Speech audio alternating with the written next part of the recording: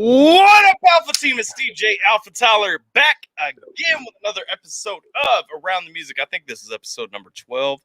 I didn't double check my titles and everything, but we got the homie Alphabyte up on here. I know y'all looking forward to this. Y'all been asking for it. Looking around the chat real quick, I see a couple of people. We got Shane's driving and still coming in. Sweeney is here and present.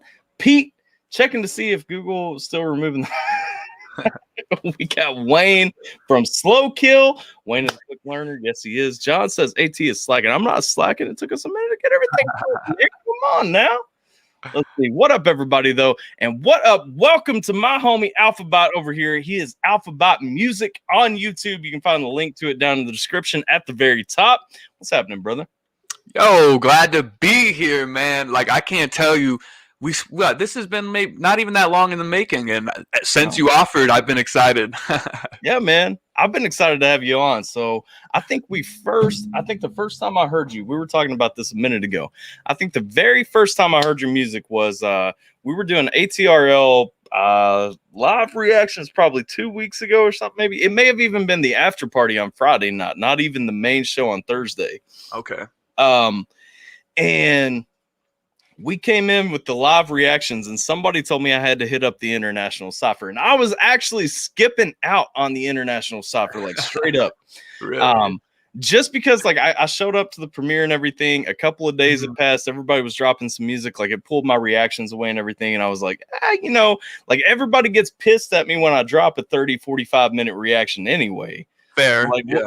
we'll skip a reaction for this. And then somebody said, you got to check it out. You got to check it out.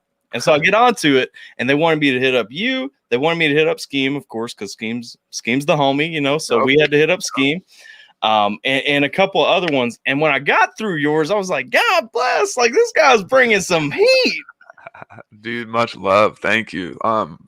First off, to be on that thing, it means so much. It was as simple as just I was just checking Twitter, and I saw that high res. He was like, hey, how cool would it be if I held this cipher? And then I was like, it would be awesome. It would be awesome. And then he was just like, let's do it. I'm like, all right, I'm always ready. And then sure enough, 40 minutes later, he's like, yo, wow, what's your email? And I was like, oh, okay, here we go. Like, it's happening. And when I heard the instrumental, I was like, I've got to bring enough of who I am as an artist, like in terms of structure of writing, the content that's in there. Everything about who I am as an artist is in that verse. That 12-bar verse that is my style to the core. So it was awesome. I'm glad that was the first thing you heard. That's dope. It's cool. It's cool that you get a chance to do a song like that too in your first your first big bump. You know what I'm saying? Yep, or like absolutely. Especially in a cipher, because like a cipher, it's usually this one beat, and people are going with the same generic flow and kind of throwing, just trying to flex a little bit like that. Yep. Yeah, man. Complete fire. I'm trying to remember back. That was the one where you were talking about like breaking records and all that stuff, like with the throwback. And you being a DJ, that was perfect for things. And so many people are just looking at my verse and they're like, oh, the flow, and he needs more wordplay, and he needs more entendres. And I'm just like, man, there's plenty in there. You guys are just getting lost in the flow that you're not hearing the entendres, man. That was a good line. That was a good line. I loved it. What's up? That was a great line. That might have been my most memorable line from the Cypher, actually, because like to me, I DJ. I'm an analog DJ. I've only recently even bought like a Pioneer DDJ 800. So I'm just recently like going over to the digital side, and so like listening to it, that's where my mind automatically went. I'm like, God bless, man. This guy going back to the real record stuff. Like, come on now. Yep. Yeah. It was. Yeah. It was interesting because when I was writing to that beat, I originally had a second half that was different than that. And then when I was rewriting it, and I was I'll take a record, break it from scratches. I'm not afraid. I was just like, that sounds perfect. I got to use that. Like that's got to stay in there. And then I just kept the flow going, and that's just what I do though. That's what most people love my cadence for, is like everything's rhyming the entire time. There's not nothing that's not connecting to each other. But that cipher, there's so many people they put me right after Post, right before Merc, because there's nobody else who's going to follow up.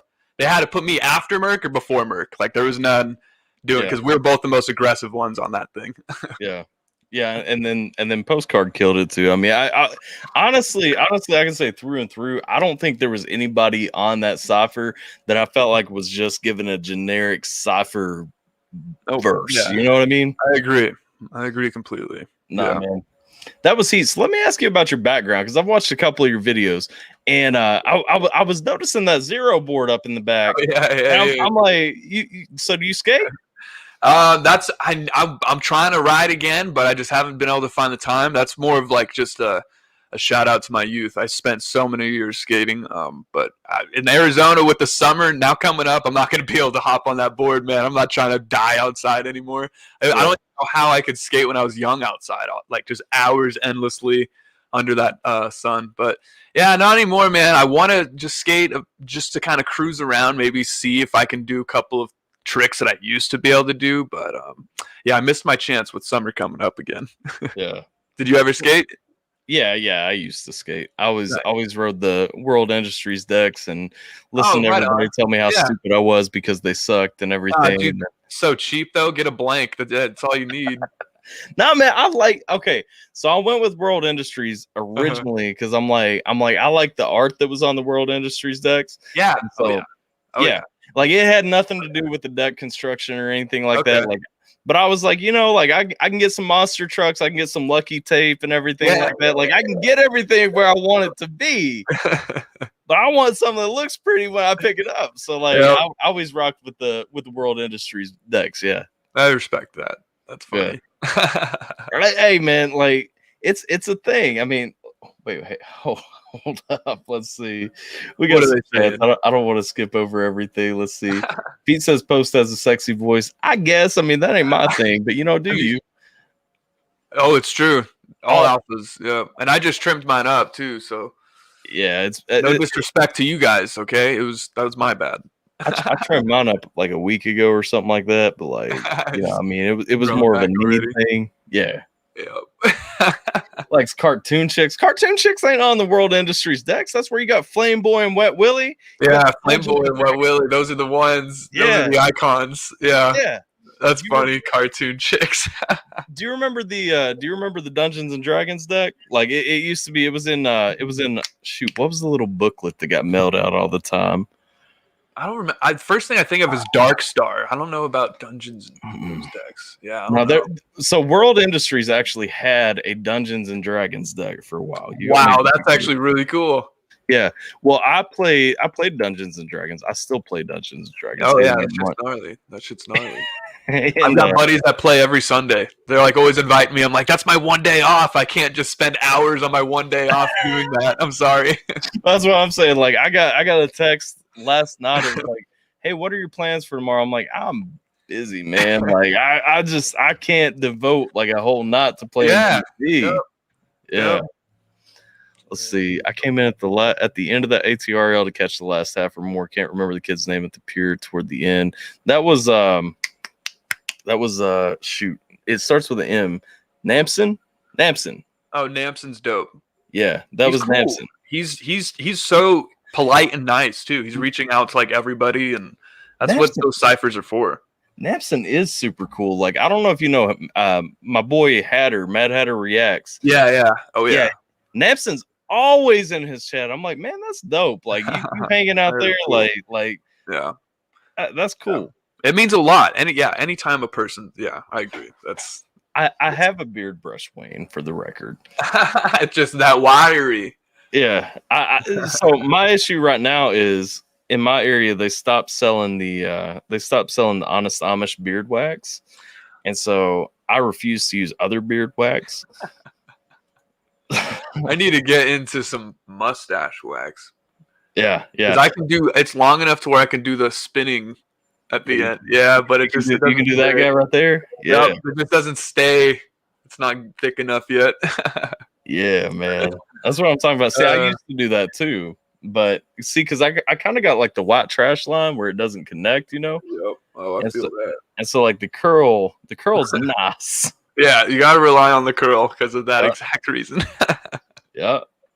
Let's see. That's funny. What up, CJ Holiday? How you doing, Namson? Yeah, that was it. I was thinking of hookups boards. I don't know that I ever knew hookups boards. For some reason, I was thinking about Girl when you said that. Like, I'm trying to remember hookups. Oh, Girl was cool. I liked Girl. That was a dope brand. It was Girl so was simple. cool. So simple. It was always just like the most plain designs. I liked Mystery boards growing up when I was young. Mystery was a dope brand. Mystery was dope. You know what else I felt though? If not World Industry, I really enjoyed Enjoy. Like, did you ever check out another Enjoy? Yeah. Oh man, I remember when the first skate game came out, and all those. I mean, you just got to pick what pro you wanted to rock with. Yeah. Like that was the coolest thing ever. I was like, Yep. Baker. I want to be on Baker. Oh man, that's so funny. So we got Jason JV up in here. Let's see. Yo, what up? CJ already showed up too. We got a lot of reactors and rappers up in the house and stuff. So, you know, hopefully we're going to set up a collab and y'all give AlphaTyler a shout out. About. Absolutely. Let's see. JV. All right. So I realized coming into this interview, a lot of you guys might have missed the live stream where we checked out Alphabyte for the first time. And so we talked about a little bit ahead of time. I'm gonna play a song for you guys here in a minute. Whenever I mean, we can chill and keep talking about skating if you'd rather. Actually, before we jump into this, what kind of shoes were you down with? Because that's the real question. Dude, I was a clown with my shoes for a while. I would rock Osiris, like the big Osiris shoes. Mm-hmm. Etnies was a good one for me. Etnies are and I think on it, those are the only two I can remember really getting a lot. Yeah. DC maybe. Pretty my shoe game was pretty weak, not gonna lie. Never rocked any Airwalks or anything? No, surprisingly not. That's like, to me, that was no one really had them. I was about to say it was Etnies and dude, people wore Converse and skated where I grew up, and that was like, to me, I was like, you're gonna break your ankle so easy, just roll that shit so quick, you're gonna die. Yeah, like no support when you roll that. Yeah, everybody around me was about the Vans, and I had to be that guy on the edge. You know what I mean? And so I was never a fan of the Vans. yeah. I'm still not that big of a fan of Vans. Like, I own a couple of pairs now, just because like they got some cool designs and stuff that nobody else has. Yeah, I like those ones instead of those. Because those Vans have been around for so long, and so they did the retro throwback where they made those small ones really popular. Yep. So I did not like those. The white ones got popular. Yeah, no, I think I've got a pair of red maroon Vans and some weird like black and white like checker thing. You know, me too. Slip-ons and stuff. You gotta rock them. Yep. Yeah. The skater style is going to be with you till you die. Yeah. Like, absolutely. And I'm a firm believer, whatever style you have in high school, like, you don't leave it when you become an adult. You know what I mean? Yeah. If I'm not wearing something to work out in, I'm wearing something to basically skate in if I wanted to, because that's just the style. That's absolutely always will be. Jeans, there's nothing more comfortable than wearing a pair of like denim jeans and skating for me. Like, I feel so comfortable. I feel like I could just fall and be like, oh, that didn't hurt. My skin's not on fire because of the pavement. Well, I was rocking. Do you remember Trip pants? Like the TRIPP? Like they look like goth pants. Like they had the chains hanging off of them. Oh, yes. Yeah. So I was rocking those back in the day, but like they're made kind of like military like pants where you have to blouse them at the bottom and stuff. Yep. And so to skate, like I had to blouse them like halfway up my calf, you know, like tie the knot halfway up my calf and everything. But I mean, it worked. You know, I'm still down with it. I don't wear those pants anymore, but just because as like as like a functioning adult, like out in the workplace, like you really can't walk in wearing those. You know what I mean? No, you look funky. That's so funny. Let's see. Jason says the Tele 2 Alphas. That's what it is, man. Bro, that's a collab EP right there. Yeah, I'm saying like we gonna make a whole album out of this. Like the Tele 2 Alphas, we're gonna be coming out telling all kinds of stories. Yep. Loved Eric Costin at the time. Yep. Oh yeah, Eric Costin. Man, that was Eric Costin, Niagara Houston, all of them. Wayne coming with that Slow Kill vibe too. Always got to plug Slow Kill. Hey, shout out to Slow Kill, man. Wayne always showing up too. Wayne part of the Alpha Team family for real these days. And shout out to Slow Kill because May 1st, Derby Day live stream right here on youtube.com/AlphaTyler content. Y'all watch Slow Kill set. Y'all watch AlphaTyler set. You'll watch maybe a couple of other sets. We don't know yet, but I know Slow Kill and AlphaTyler will be live. Bands all the way. Nah. Had bands over 12 years ago. Old school Airwalks. Man, I was about Airwalks. Airwalks were the bomb, man. That's so funny. All these drummers look at Sweeney. Why don't you hit up Alphabyte, Sweeney? That's what we're really talking about right here. When you going to hit up an Alphabyte reaction? Hey, you know what? I'm mad love to any reactor, man, that pays any attention to my music because. Hey, man, I'm all about independent artists these days. Like there is no love in these mainstream artists these days. Like they have zero love for people checking out their stuff, zero love for people plugging their stuff.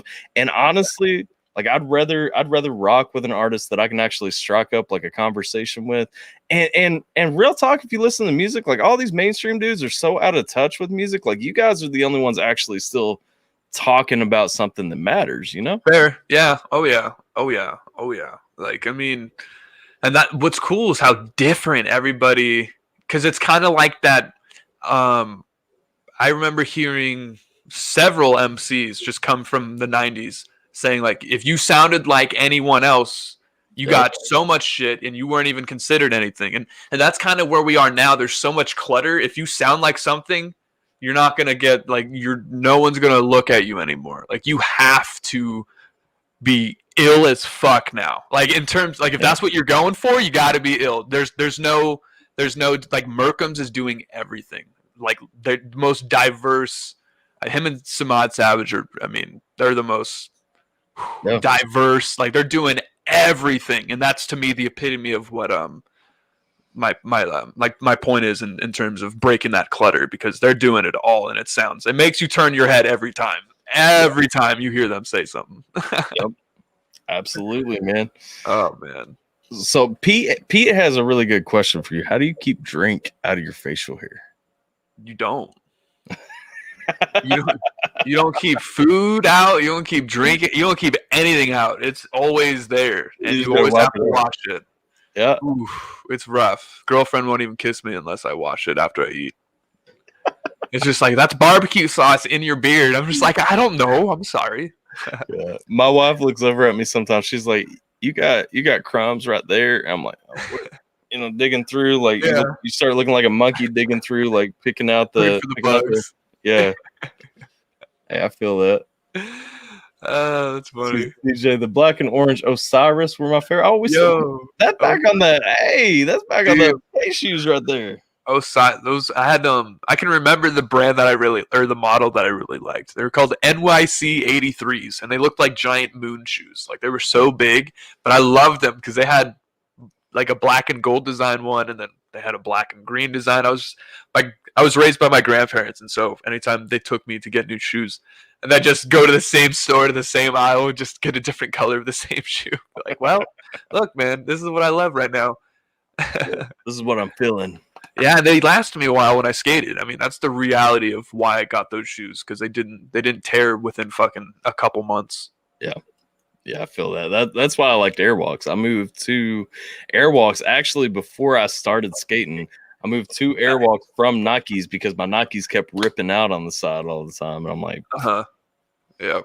And so Kelvin J, shout out to Kelvin J. Kelvin J is also a rapper. He does a lot of things, man. If y'all haven't checked out Kelvin J, we hit him up on the last episode of Around the Music. Hung out with him for a little while.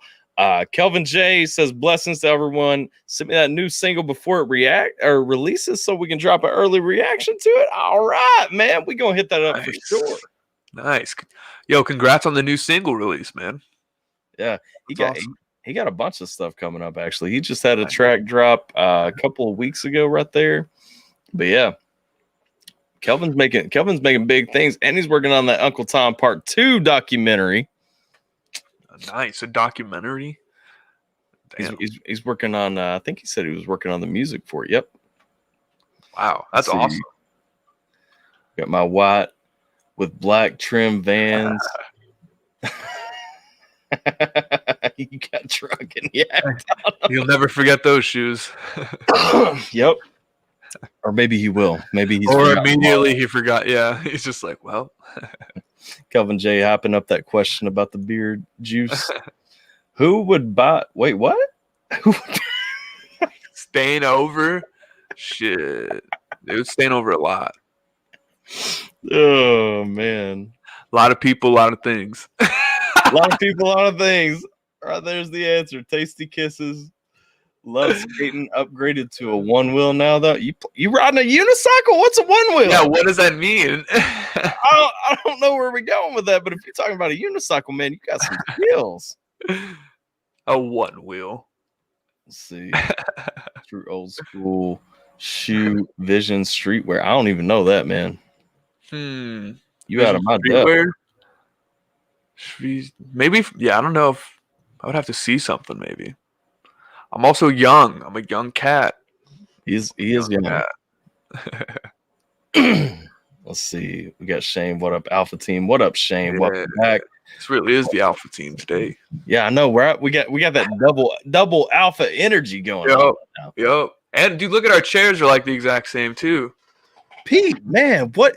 Oh, yeah, they are, man. We got close. Pretty close. On. Yes, sir. Pete, man. Ooh, probably not. I wouldn't. Not me. You would though. Pete would. That's why he's asking.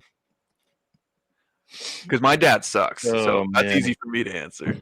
I can tell Pete's having a good day already. Pete is our local inappropriate Brit.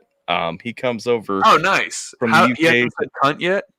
Oh, he has. He said it earlier. Hang on. Let me see right here.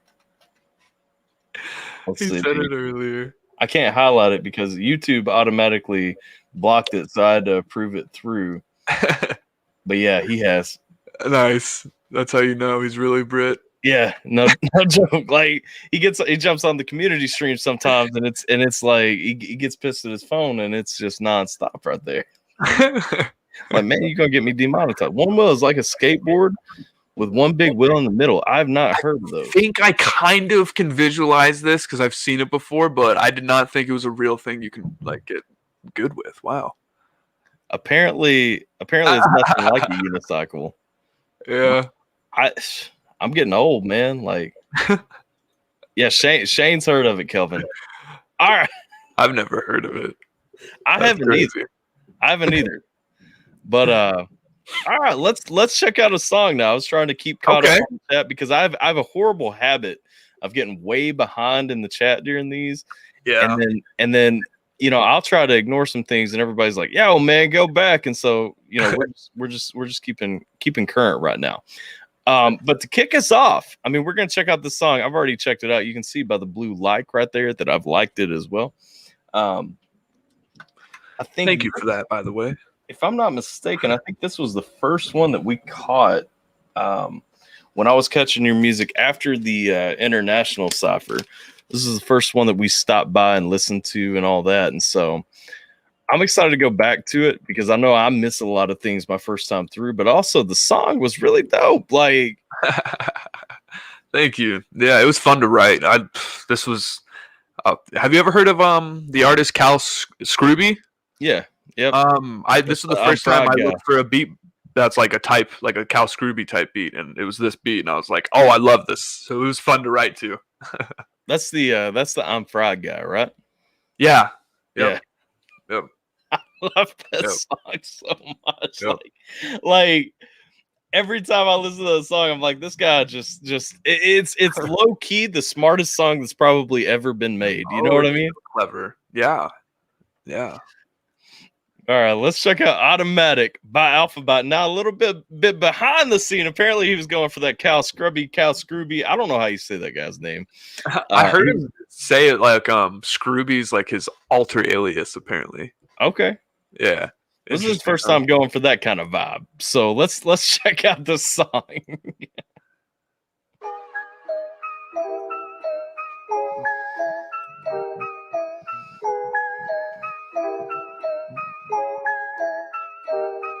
Now you got me listening to it to try and find like where he would have jumped in on this. Like. Such a long intro. Yeah, it is a long intro.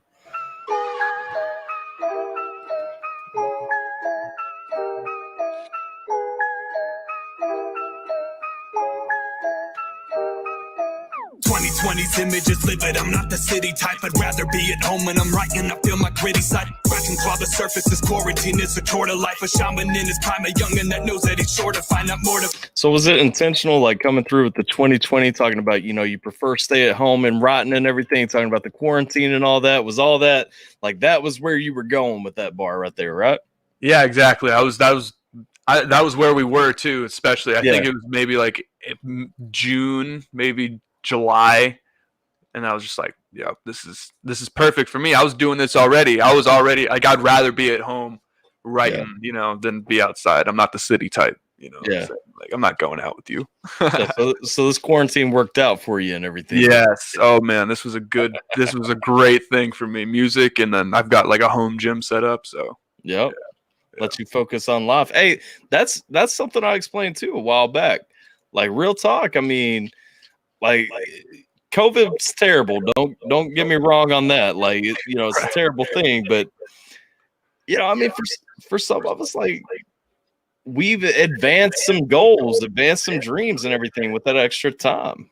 Yeah. When shit got hard, it didn't stop working. Bottom line. Yeah. Yep.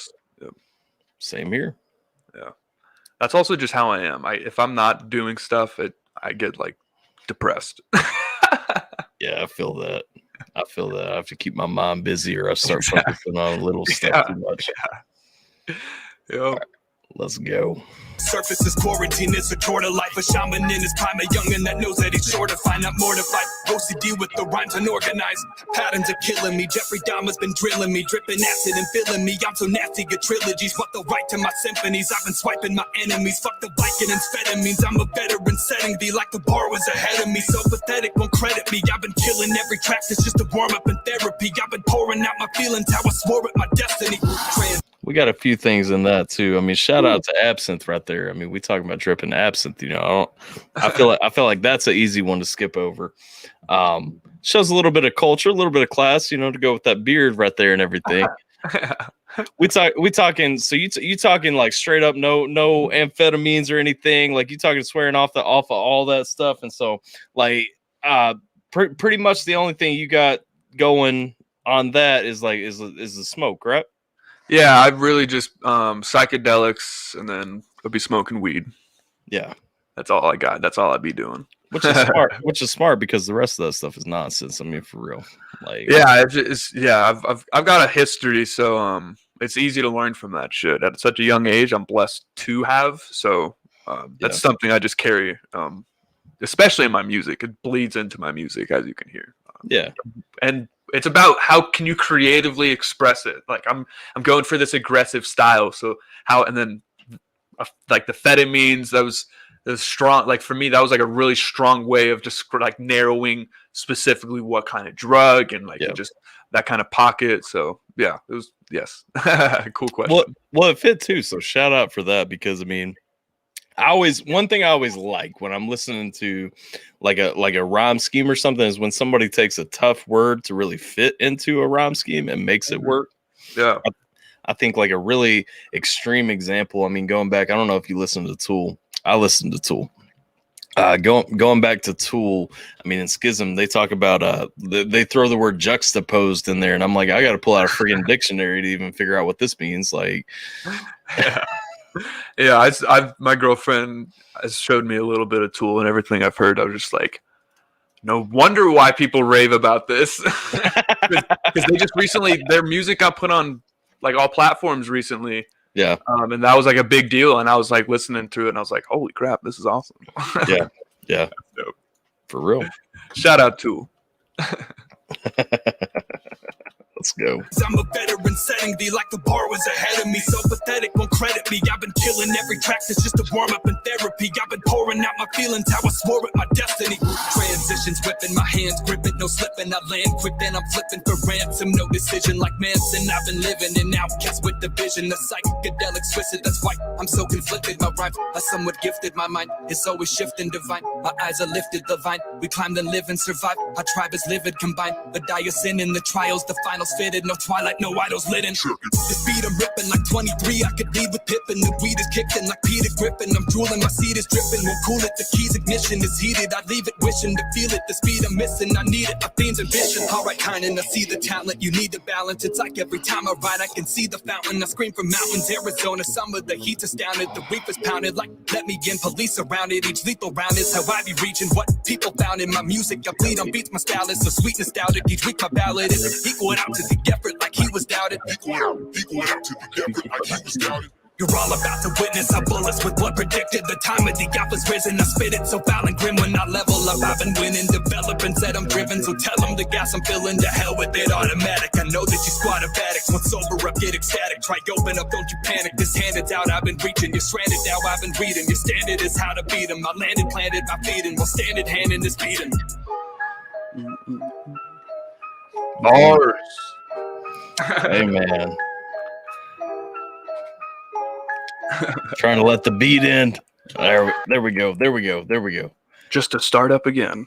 I know I accidentally hit the pause at the wrong time, man. Hey, so one thing I loved when I first heard your music, I love that aggressive style, man. And Thank you. I noticed too, because I went back and caught some of your older stuff. I noticed too, like you didn't necessarily always come that aggressive from the very beginning. So where did that come from? Well, to be honest, yeah, I'm still very new to this fucking stuff. Still very new. I've been writing forever, but I didn't start actually recording anything until 2018, late 2018. So it was really about finding my voice. Yeah. And I've noticed that people would say it sounds like you're reading off paper. It sounds like you're reading your rap rather than rapping it. Yeah. And then so for me, it just the go-to natural motion was just put like aggressive vocal flexion and like just really like just deliver my lines the way I'm writing them, because it's different when you're writing them and you think you're bringing the energy, and then when you get into the booth or when you're actually recording it, you don't bring that energy, and then you need your engineer sometimes, or if you're not blessed like that, you need to catch yourself and just be like, okay, when I was writing, it was totally different than how I am now. So I need to try to recapture that. And I got better at that. I got better at sitting down, writing to the beat, like, okay, I know I want to hit this aggressive. I know I'm going to, and then keeping that energy when you go into the booth is really important too. And before, I mean, that situation when I was recording in 2018 and 19, I was using earphones in the garage, making sure family didn't hear me. So I was like nervous that people would hear me rapping. They didn't even know I was rapping. Like, so, and then now it's just different. Now I'm going to a home studio and I've got fucking engineer and like I can scream into the mic confident as possible, all that kind of stuff. Yeah. It's crazy.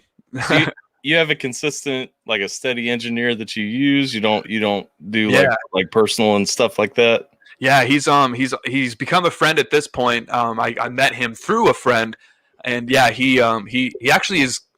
He's an engineer first, but he also is an artist, and he does not. I mean, he does not big himself at all. But I think he's actually going to try to submit for my little contest I've got going on, and I'm excited for it because he's so talented. But yeah, he just basically has a home studio set up. He's so cool, and his closet's just where the booth is, and he's constantly upgrading his stuff. So that's the other cool part about my music over the last year, because that's about how long I've been seeing him. And you can see the difference between the mic upgrades, the software upgrades, getting the new computer upgrades. Now we got new plugins. Now we got all this stuff. And now when I go in the booth, he's like, do whatever you want, request anything, and we can do it now. I'm just like, hell yeah, okay. Like Logic's not going to crash.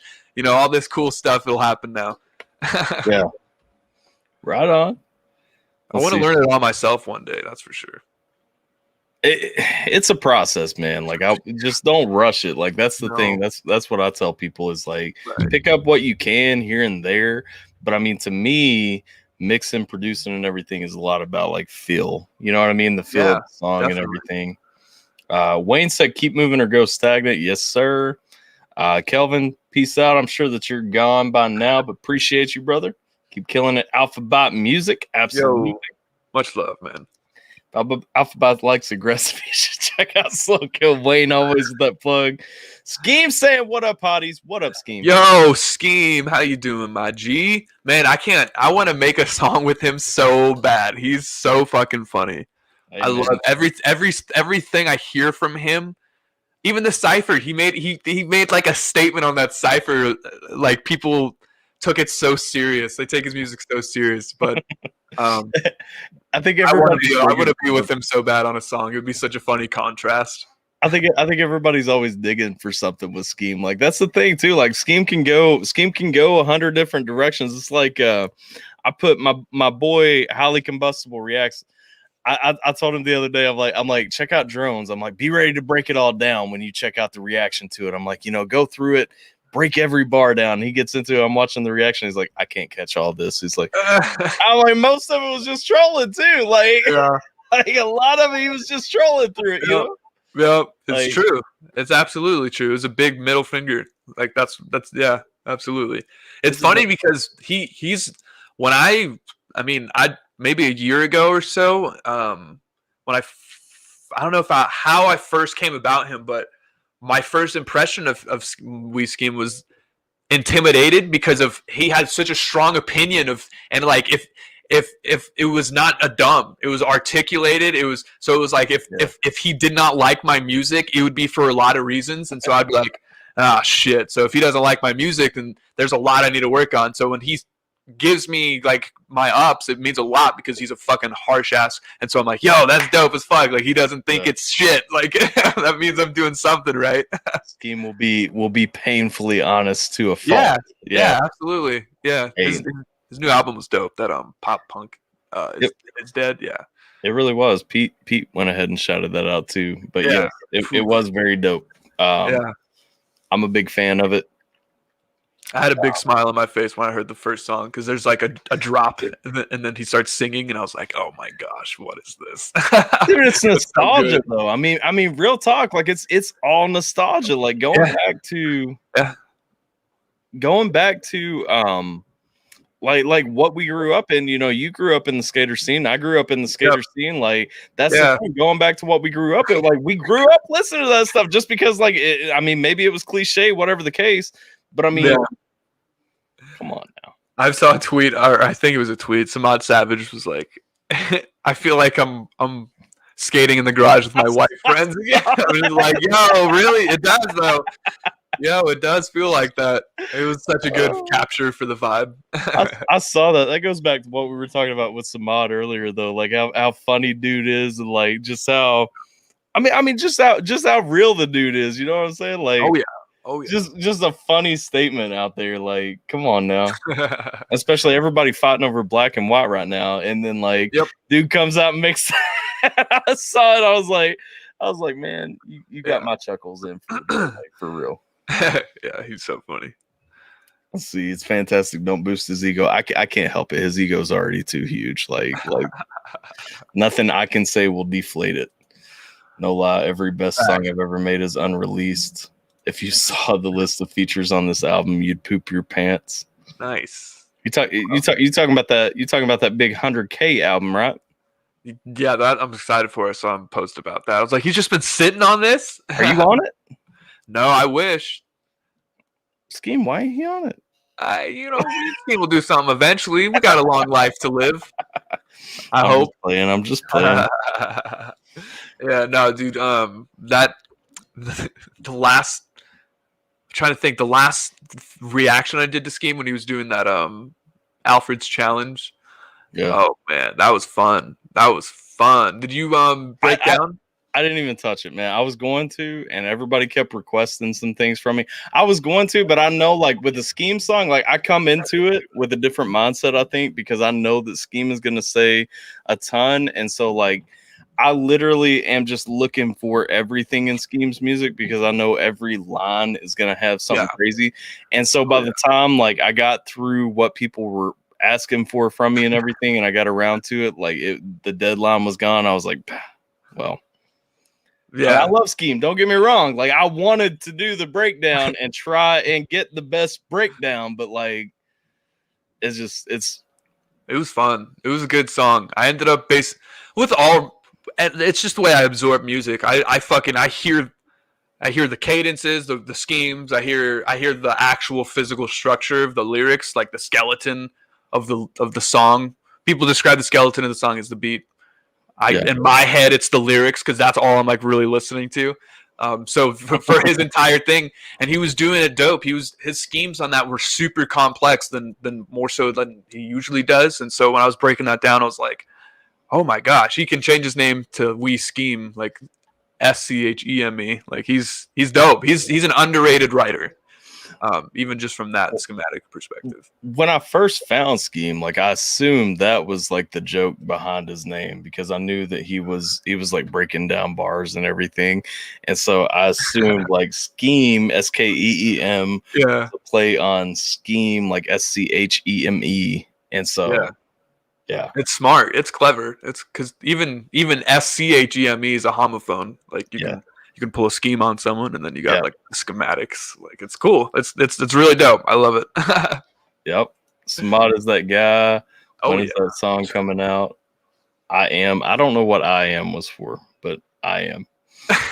Okay. Generation Y reaction is live. Whenever you get a minute, feel free. Generation Y. What is that? Look at this. Jason plugging some. Man. Oh, it's a plug. It's a plug. I paid him to read my stuff. His career's going down.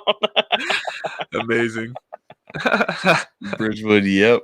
Let's see. Truth. Let's see. Would you believe me if I said this album would be the first time I consider myself actually rapping? I would. Wow, that makes me hype. Because he's never like every time I've seen him explain to someone in like a tweet or something, like, well, see, I'm not a typical rapper. I don't ever really rap, so don't call me a rapper. So this makes me like, what the fuck is his rapping then? I would believe that just because when you came on the channel Scheme for this show, you did tell me you still had not actually used what you consider your real rap voice. And so I would say with the big platform, the big landmark album, I would say, I do believe you that this is your first time, at least in your mind, actually rapping. I'm curious about the beats he's gonna do, the topics. I would be down to hear it. We think you want to hear a verse from it? I would love. I mean, I get boners for these lyrics. Like, I want to hear what my peers are up to. Like this is competition, and this is a fan also at the same time. Like I love what my peers make. He's trying to get the inside scoop. He's saying, want to hear a verse. Where's it at? You gonna email it to me then? Let's get it. Yo, Scheme, please. That would be awesome. That's like a super exclusive. You Instagram me instead of email me. Hang on. Let me see. All right. Let me get this. Remember 1 second. I'm using old man technology. Hey, it's reliable. I ain't always good with the techno side of things, Nah, it's all good. Gotta make me work for it. Yeah, I know. All right, let's see. Let me pull this up. It's Ram. Yeah, there we go. So curious about this. All right. Scheme. So we got a premiere right here. Yeah. Yep. Let's see. Let me try to pause it before it starts. I don't know if this is automatically gonna. Yeah, there we go. All right. So we got a first time listening. This is a double alpha. This is Alpha Squared Reacts right here. There's something. Alpha Squared Reacts. I like that. Maybe we need to set that up as a weekly thing. Just Alpha Squared. I'd be down. That'd be super fun. Something like that. That'd be super fun. Because, I mean, that wouldn't take long. Alpha Tuesdays or something. Block off like an hour at the end of the day. Tuesdays. Yeah, because you got the 2. See. Let's see. Dope. It's called Balls in Your Face. Oh shit! Let's do it. Let's do it. Balls in your face. Balls in Your Face. I think the audio still plays. Watch this be like a screw face diss. Tell me if you still hear the audio. I'm gonna mute my mic real quick. Tell me if the audio still comes through.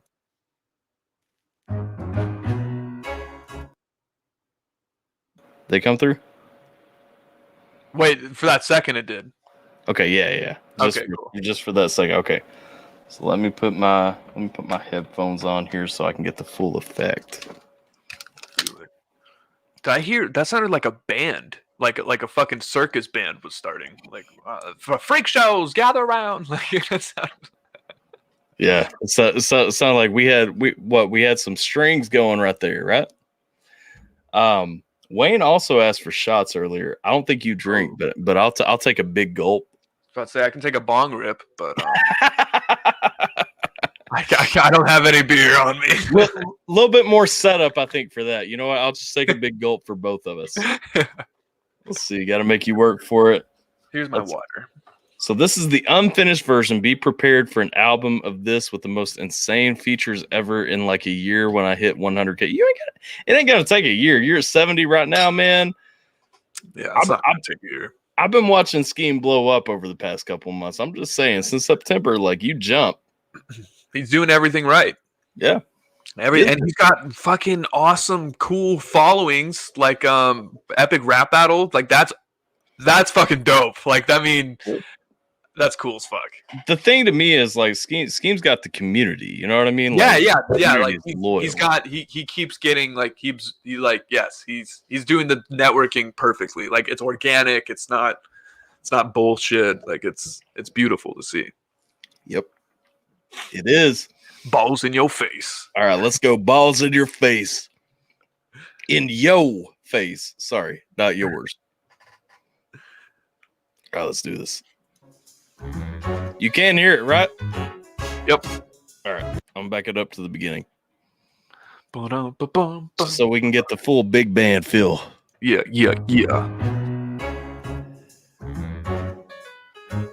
Ooh, this is classy. I know it is. Elegant as fuck.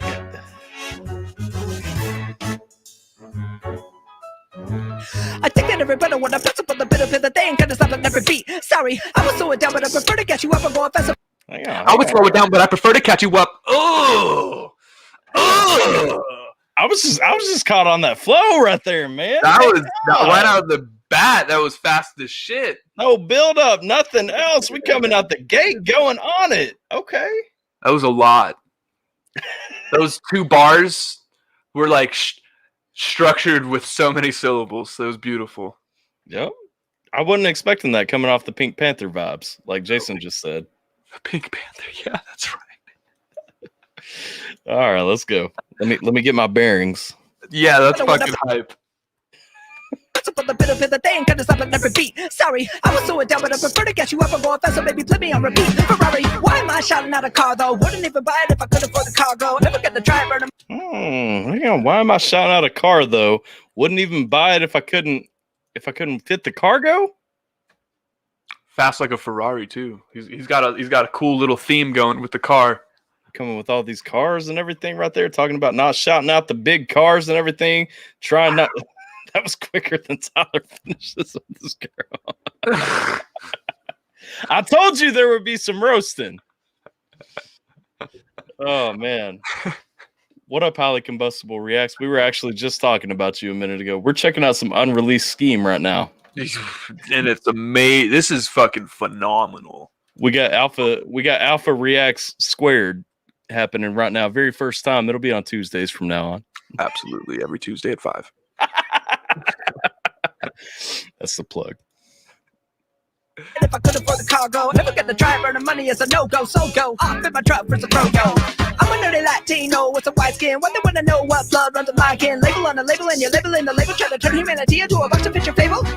I didn't even get all the label and the label and the label, but I heard we're talking about turning fiction into fable. Go ahead. You took a ton more out of that than I did right there. Well, I was about to say just now I'm getting lost in the flow because of how nice it sounds. I thought I heard something about him and his skin. I heard something about his skin. Okay. So he started out, he was talking about he was a nerdy Latino with white skin, and then talking about why they care what color I am and everything. Again, to me, I mean that's got some depth in it, talking about, going back with Scheme, always talking about, where he's from, who he is, what he is, all that stuff. Again, everybody wondering who's behind the mask and what he's got going on back there and everything like that. I'm seeing a lot of things about people questioning who he is, where he came from, what he is, all that stuff. But again, going back to the equality vibes that Scheme's always bringing, talking about why does it even matter? Yeah, absolutely. Yeah, that's where that's exactly where I come from too. I'm just at the end of the day, I'm like, well, it doesn't matter now, does it? Like, he is who he is still, regardless. Doesn't matter to me. I mean, I don't care if Scheme's a black dude, Latino, white. I don't care where you come from, what you are. Like, dude's a cool guy. Like, I'm a vibe with him. You know what I mean? Always. That's the same for anybody else too. He's actually enlightened me a little bit. I've tuned into some of his random political, like when the elections were happening, like the random political streams he would have. I would tune in and he would talk about like the different hemispheres of politics and stuff. I was like, well, these are all terms, one, I've never heard before, so now I'm learning. And two, it's like he's a centrist, so I'm getting like a very real, no bullshit like take, like whatever he's saying, basically. Yeah. Well, I feel that too. Like, I've always been like, when me and Scheme were talking on my interview with him, that was one thing I told him. I think like I'm a little bit, because I'm very much a libertarian. I think I'm a little bit more conservative, where he's a little bit more liberal. But I mean, at the end of the day, like, we're both in the middle. You know what I'm saying? Gotcha. Like, we're both sitting here watching everybody want to kill themselves and everything. Like. We're like, wait a second, guys. What are y'all doing? Like, we can get along. Why can't you? Yeah, for real. Like, the maturity difference, man. Yeah. Let's see. We got Latino with white flesh can so relate. Jason J gets it. I don't get it. I'm white. You see this? Like, paper ain't whiter than me. Like, I'm pink. Look I laughed too hard and I turned red. Same. I laughed just now, and now I'm like, I already got I got a rash, man. My TV's like glowing on me. It's all good, Pete. I have an image of a super Latino Scheme. He takes the mask off, and there's just a sombrero there. Yeah, like a bigger sombrero. Yeah, no explanation. It just shows up. It happens. Like, get the fuck over it, dude. His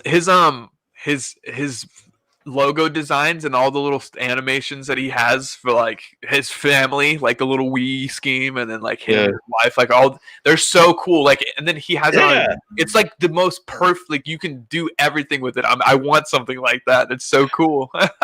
You don't know how tempted I am to rip off literally everything that he does. Like I watch everything he does. I'm like, how can I turn this into my thing? You're like, wait a second, this is doable. Plug slow kill. Wayne's still going. Hey, I'm gonna be finding this person. I'm gonna look up slow kill at one point because of this. Alphabyte is gonna be like, it's gonna be burnt into his brain to check out slow kill after this. Okay. All right, let's get the saw going again. Humanity into a box of picture fable. I think I'm turning unstable, but I'm able to put this in a rhyme. I try to turn the tables with the turntables that I used to turn. With the tables for the records that they can. Wait. Hey, that was cool stuff.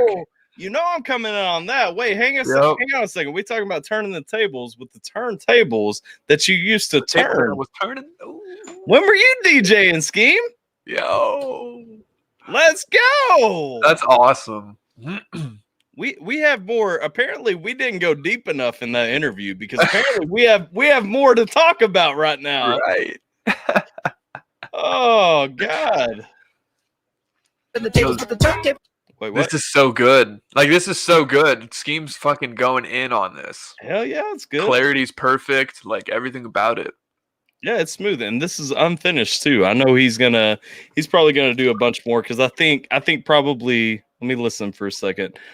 Tables with the turntables that I used to turn with the. I was gonna say the vocals sound probably flatter than what he's gonna use in the final mix, but that's probably not true. He probably touch them a little bit, but not necessarily flatter. I don't think that's the word I was looking for. Because they're Some not sort of adjective. they're not flat. Yeah, I don't have the Flat. ear like that. Flat adjacent. Well, I just know that Scheme brings a lot of depth out of his mix, and I know that's what he really cares about the most is like widening and giving it that depth. And so like where this sounds perfectly fine to anybody listening to it, like if you're listening to Scheme, knowing like where he mixes and everything like that. Not that I'm saying I'm an expert on where Scheme mixes. Right. Yeah. I don't mix the same way that Scheme does. I'm not sorry for that. I'm just saying I don't. But I know that he's not as happy with this as he will when it's done. Yeah. Oh, okay. That makes sense. He for automatic, if someone sent it in to review, I'm pretty sure, and then because the mix was just a little off or a lot off. I don't know which one it was. I didn't get the stamp. I was like, oh man, imagine if I got it. That would have been cool as fuck. Because people like I didn't hear about the stamp until that moment. I was like, people were like really hyping it up. I was like, yo, that would have been cool as fuck. But hey, you know what? Nothing I can do about it. I ain't mad about it. Pan with some reverb and compression. Look at that. Look at that. We got some people coming in ready to comment on the mix. Yeah, there you go, Scheme. Nice. As Scheme once messaged me in response to my reaction to one of his songs, I am in complete control of my mix. Wow. So yeah. He was like, yeah. Again, I can't boost his ego more than he. Yeah, exactly. Tables that I used to turn with the tables for the records that the kids are gonna spin, so the rotation is burn CDR. But there's no CD player in my car, just MP3. What was me? Don't take this old man seriously. You think the whole verse was? Hey guys, that was a cool switch. I like that because as an old man who's still playing CDs in his car, I appreciate what you're saying right there. No, man, go on. No, I'm just saying I can't live with just the MP3 player in my car, okay? And plus my knee like keeps kicking like well, not my knee. Okay, let me rephrase. In my Jeep, my wife's knee keeps kicking the aux cable that goes into my stereo to take yeah. So like, you know, go ahead. This was like the last CD I probably bought. This Hobson one. Really? Yeah. Man, that's been a while. God bless. Yep. Last CD I bought. I need to get more, man. I want to buy like I want to support artists, like, because I mean everybody fucking does CDs, so those are the ones I'd probably get these days. You can't see it right now because my booth is in the way because I was setting up earlier, practicing some mixes and stuff. But I've got probably a stack of indie CDs, like from Tom McDonald, from Scheme, from Tyson James, like a bunch of artists that send them in, like signed and stuff. And I had them on display on that shelf right there, but then I finished my Power Rangers collection. Oh, there you go. Yeah. Priorities. I'm like priorities. Like the Power Rangers collection is more important than you are. Nah, man. But like, there are too many of them. Like, I have too many of them at this point. Like, I'm like, I can't just fan them out and everything and be good, you know? That's funny. Scheme gonna comment in a minute saying, like, just put mine out there and you're good. But nah. After this, run the whole verse and bask in the party. I will. Oh, yeah. That's fair because we paused a ton and we've gotten off on side conversations. It'll happen with the alpha square reaction. Alpha squared every Tuesday at 5. Take this old man seriously. You think the whole verse was random. I see you don't understand the path of the ADHD. But the aching in me is for sick at my knees. Oh, I can crack jokes for the folks who don't want to see. That's it. I was about to say, I was ready to see more. That was fucking dope, though. You cut it off right there. Damn, man. Such a good teaser. Such a good teaser. Round of applause. Round of applause. Round of applause. Yeah. He fucking did. That was honestly one. Not only was I not expecting that approach, but I did not expect him to do it that style so well because people struggle. But Scheme, I understand that Scheme is low key a perfectionist. So for him to approach it that way, he's like, if I am going to approach it this way, it's got to be perfect. And that, yeah, enunciation was great. Clarity was great. I mean, everything. Yeah. There was no filler bars. There was no compromisation. Wow. No, he didn't compromise any syllable. I was like, how does that word even work? Yeah, had to do it. And Knots mix. That was good Scheme. Bravo Scheme. Well played. Yeah, well played. Yeah, we got to hear it all the way through now. Let's just go back. I won't talk. I won't pause. Me neither. Okay. All right, let's go.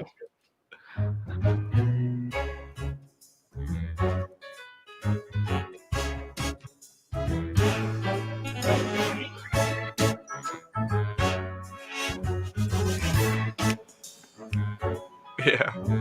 I think that everybody wanna press up on the bit of the thing, kinda stop and never beat. Sorry, I was so down, but I prefer to get you up and go faster, baby, play me on repeat. Ferrari, why am I shouting out a car though? Wouldn't even buy it if I could afford the cargo. Never gonna try, burning money is a no-go, so go off in my truck for some pro-go. I'm a nerdy Latino with some white skin. What they wanna know what blood runs in my kin. Label on a label and you're labeling the label. Try to turn humanity into a box of fish fable. I think I'm turning unstable, but I'm able to put this in a rhyme and try to turn the tables with the turntables that I used to turn. With the tables for the records that the kids are gonna spin, so the rotation is burned. CDR, but there's no CD player in my car, just MP3. What was me? Don't take this old man seriously. You think the whole verse was random. I see you don't understand the path of the ADHD, but the aching in me is for sick at my knees. Oh, I could crack jokes for the folks who don't want to see. I love that. I couldn't relate more. Because I definitely have ADHD. And my lines for the longest time, I struggled with bouncing just from topic to topic, or like basically not connecting things perfectly the way I should.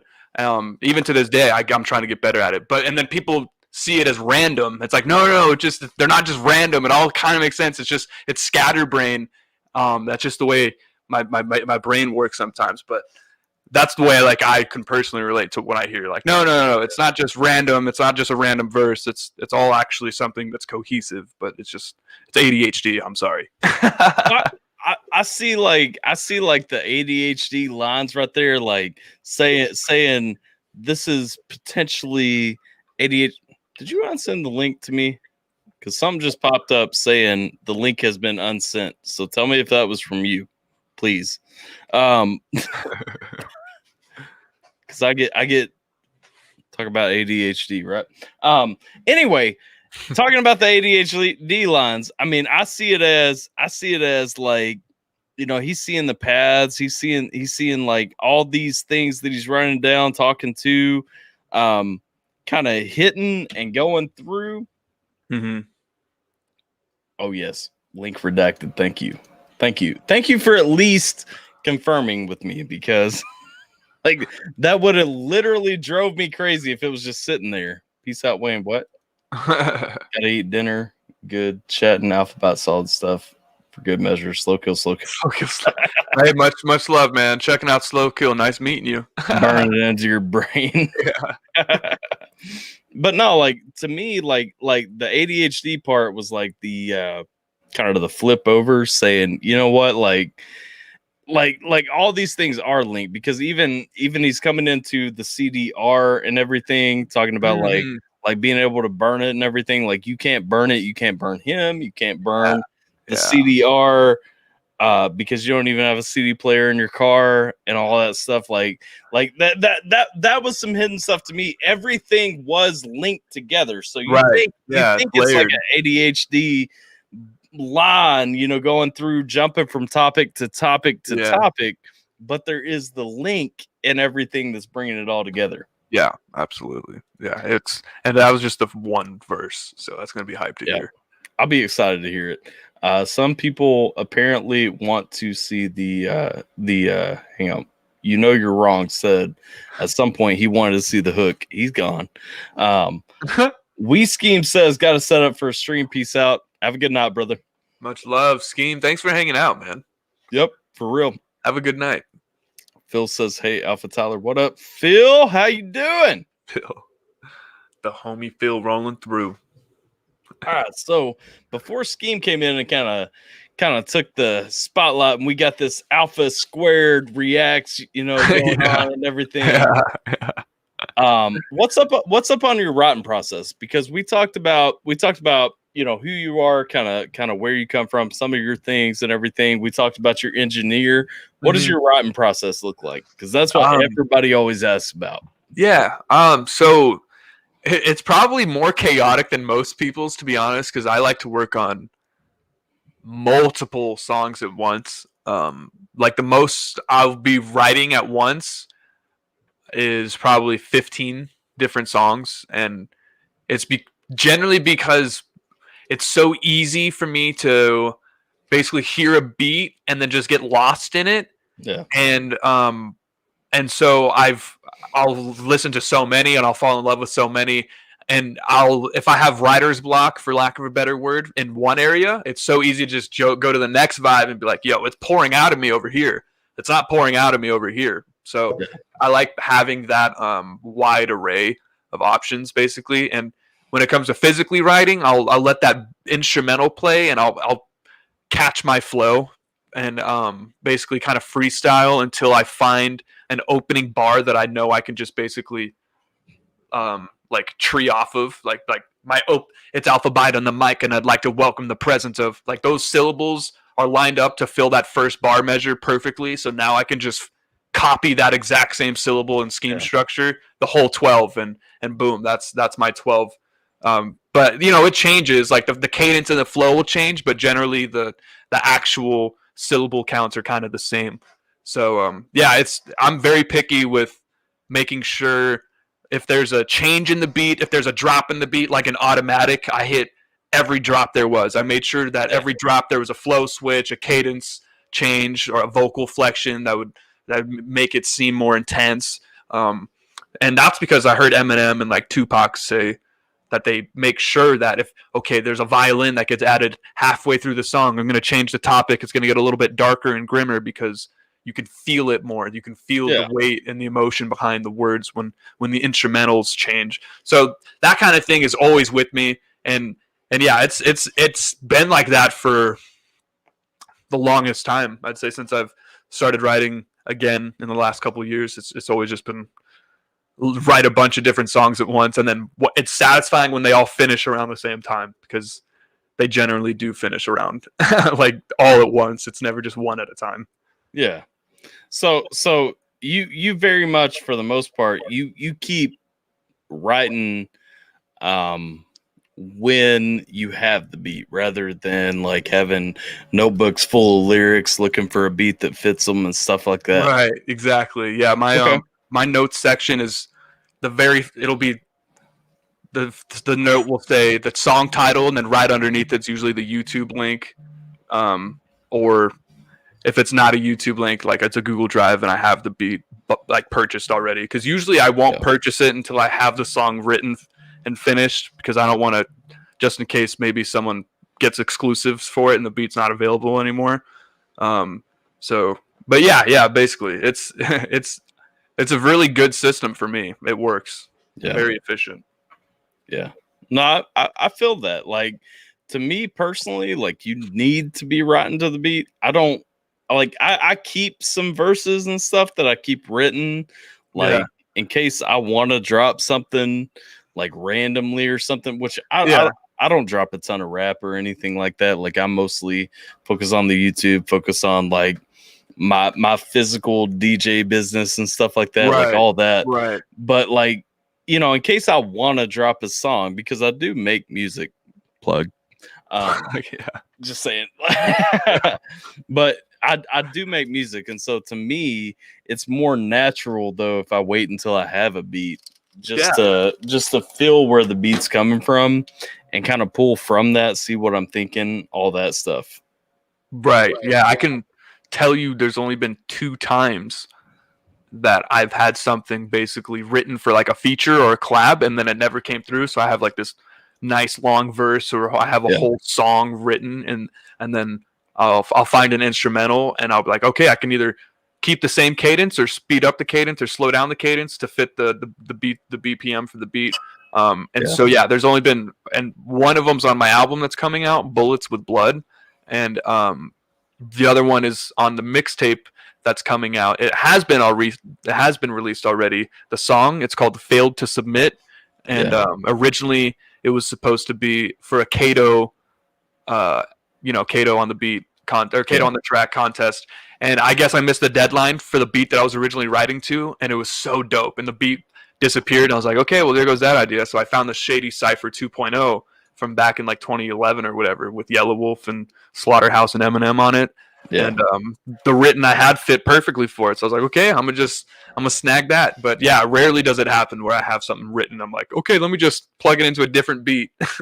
Yeah. Just doesn't work like that, especially for me. My writing, like crafty. I have a lot of stuff I've talked about a lot on my channel. Like I have a lot of stuff from back in like pre 2007 that was on like MySpace music and stuff like that. And I thought MySpace would be around forever, because who didn't? Right. And, it was cool as fuck. Yeah. And plus, like I was a teenager, so I'm like, why back it up? Yeah. I have a lot of that stuff. It's like, I made like this dope track right here. Like, you know what? Keep the verse written down. Like the music's gone at this point. Like the master is gone at this point. Like the song is gone at this point. But you know what? If it ever fits somewhere, like let it fit in. So yeah. And plus, it feels bad just having something wasted laying around. Like, I mean, I kind of have one right now. I'm in a situation where I won't change the beat necessarily, but I'll probably ask the guy who I was originally supposed to do the song with, because he hasn't had his verse. I finished mine the day he asked me, and I was like, all right, yo, I'm hyped, let's do this. And then I don't know if he's going to make his. So now I'm going to ask someone else, like, hey, here's my verse. Can I send you this? Because, I mean, I hate sitting on just verses that I spent time that are dope too. A very dope verse. Like, come on. I'm not going to let it just sit in my phone. I feel that. For the record, to anybody watching, especially Pete, that Phil may have hidden, I have unhidden you from the channel, so you should be able to chat now. Pete, just click show on all those, because, or Phil, just click show on all those, because Pete is Pete is a Brit who sometimes has inappropriate content in his language. And nice. I was about to say, I have the full screen on, so what the comments you post up on the screen are the ones I actually see. Yeah. Let me make sure that I'm actually, because I get really bad. Like some of these aren't 100% relevant. Right. Let's see. Thanks, Phil. Oh, Scheme. Don't know if you're still here, but if you can react to my latest song with my cousin Tom to Grind, you're going to have to. Hey, listen, I'm going to tell you, Jason, if you want Scheme to react, you're going to have to go to his website and pay $100. Or get lucky and catch him in a live. Get lucky and catch him in a live. You can do it for $5 there. Get roasted. But you get roasted alive. Like you like a full-on reaction for $100. Like it'll be rough. But it won't be terrible. A live reaction, like it'll be harsh. Pressure's on you. Let's see if I'm blocking someone. It's not on purpose. Thing keeps popping up. Just click show when it pops up. You hid me. Yeah, but he's so offended. Sorry, Pete. I don't know about this stuff. It's never popped up before. Help. I'm an analog man. Hey, we were just talking about that earlier. We were talking about DJing. I want to know, like, Scheme's got to come back on the channel now, because I want to know about his DJing history. Like, it would be so funny to imagine that. Real talk. Especially if he was now to do it would be cool. Him in a Scheme outfit, like just show up in the suit and tie with everything. Like, I think I've seen an anime that, or like a little logo design of him wearing like headphones and scratching on a turntable. I feel like now that I think about it, I've seen that. Wow. I've seen, so he's got the anime when he puts up Scheme Radio, he usually does that. For some reason it's a chick. I don't know what part of history that's fallen into, but right, it's Mrs. Scheme's playlist. Fun fact. Mrs. Scheme was actually the DJ, not We Scheme. Right. That would be epic. Relevant backtracking, because God bless, we've talked about We Scheme more in this interview than Alphabyte. He's a great guy. He is a great guy, and I appreciate him. I mean, he's a good friend of the channel. Like he's a good dude. Like, I appreciate him 100%. He was the first Alpha Squared reaction, man. He was the first Alpha Squared reaction. Listen, real talk, like on some not interview stuff, we got to talk more about this. Like, yeah, this of course. Happen. Yeah, of course. Yeah, it's very doable. Listen, hey, I'm 100% down. I've been looking for somebody. Like, I made a ton of connections with artists, reactors, all this stuff through YouTube, and like I've been looking for somebody that wants to get something dual going. Like, let's go. Yeah, and it'd be fitting for us, man. It'd be very fitting for us. It would be. It's like, so I'm trying to remember. Hang on a second. Let me bounce over to your channel real quick. Yeah. And double check myself. But I was watching one of your videos, and I'm like, man, me and that dude, like we're twins. You know what I'm saying? Like, oh yeah, the No Suck MCs video. Yeah, that was my very first video I ever did. Yeah, it was. I knew it was further back in your catalog, because I'm like, I'm looking at you. I'm like, dude. I'm like, we're brothers. Like, come on, the right light. Like, lighting here don't show it all and everything. Big red beard too. I'm like, God bless. I'm like, hey. Yeah, bro. My name is actually Tynan. It's Tynan. Tynan. Tynan.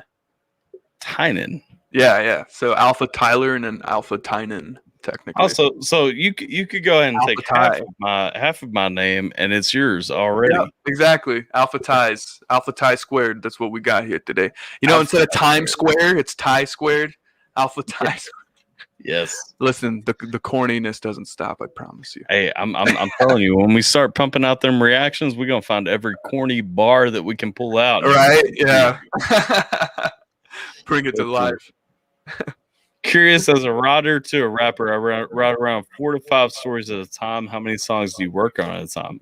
You were talking about that a little bit earlier too. Yeah.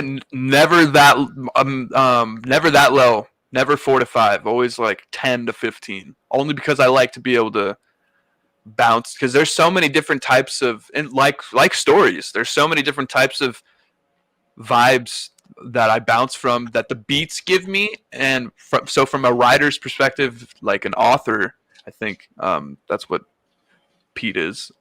Yeah. But the ideas that you would draw from come from, other things maybe that you're inspired from, like other books or other stories or other outlets. And then for me, it specifically comes from the beat. So whatever the beat's given me, that's really all I have. Now, if you're writing about your life, maybe, then you can be able to just write about a bunch of different things that are going on in your life. Like, oh man, work's been shit, so I'm going to write a song that's a shit song that's about work. Like, I'm in love, I'm going to write the song that's about being in love. So it's kind of like that. Like, so if you would be interested in writing more stories at a time, that's what I would do if I was an author. Yeah.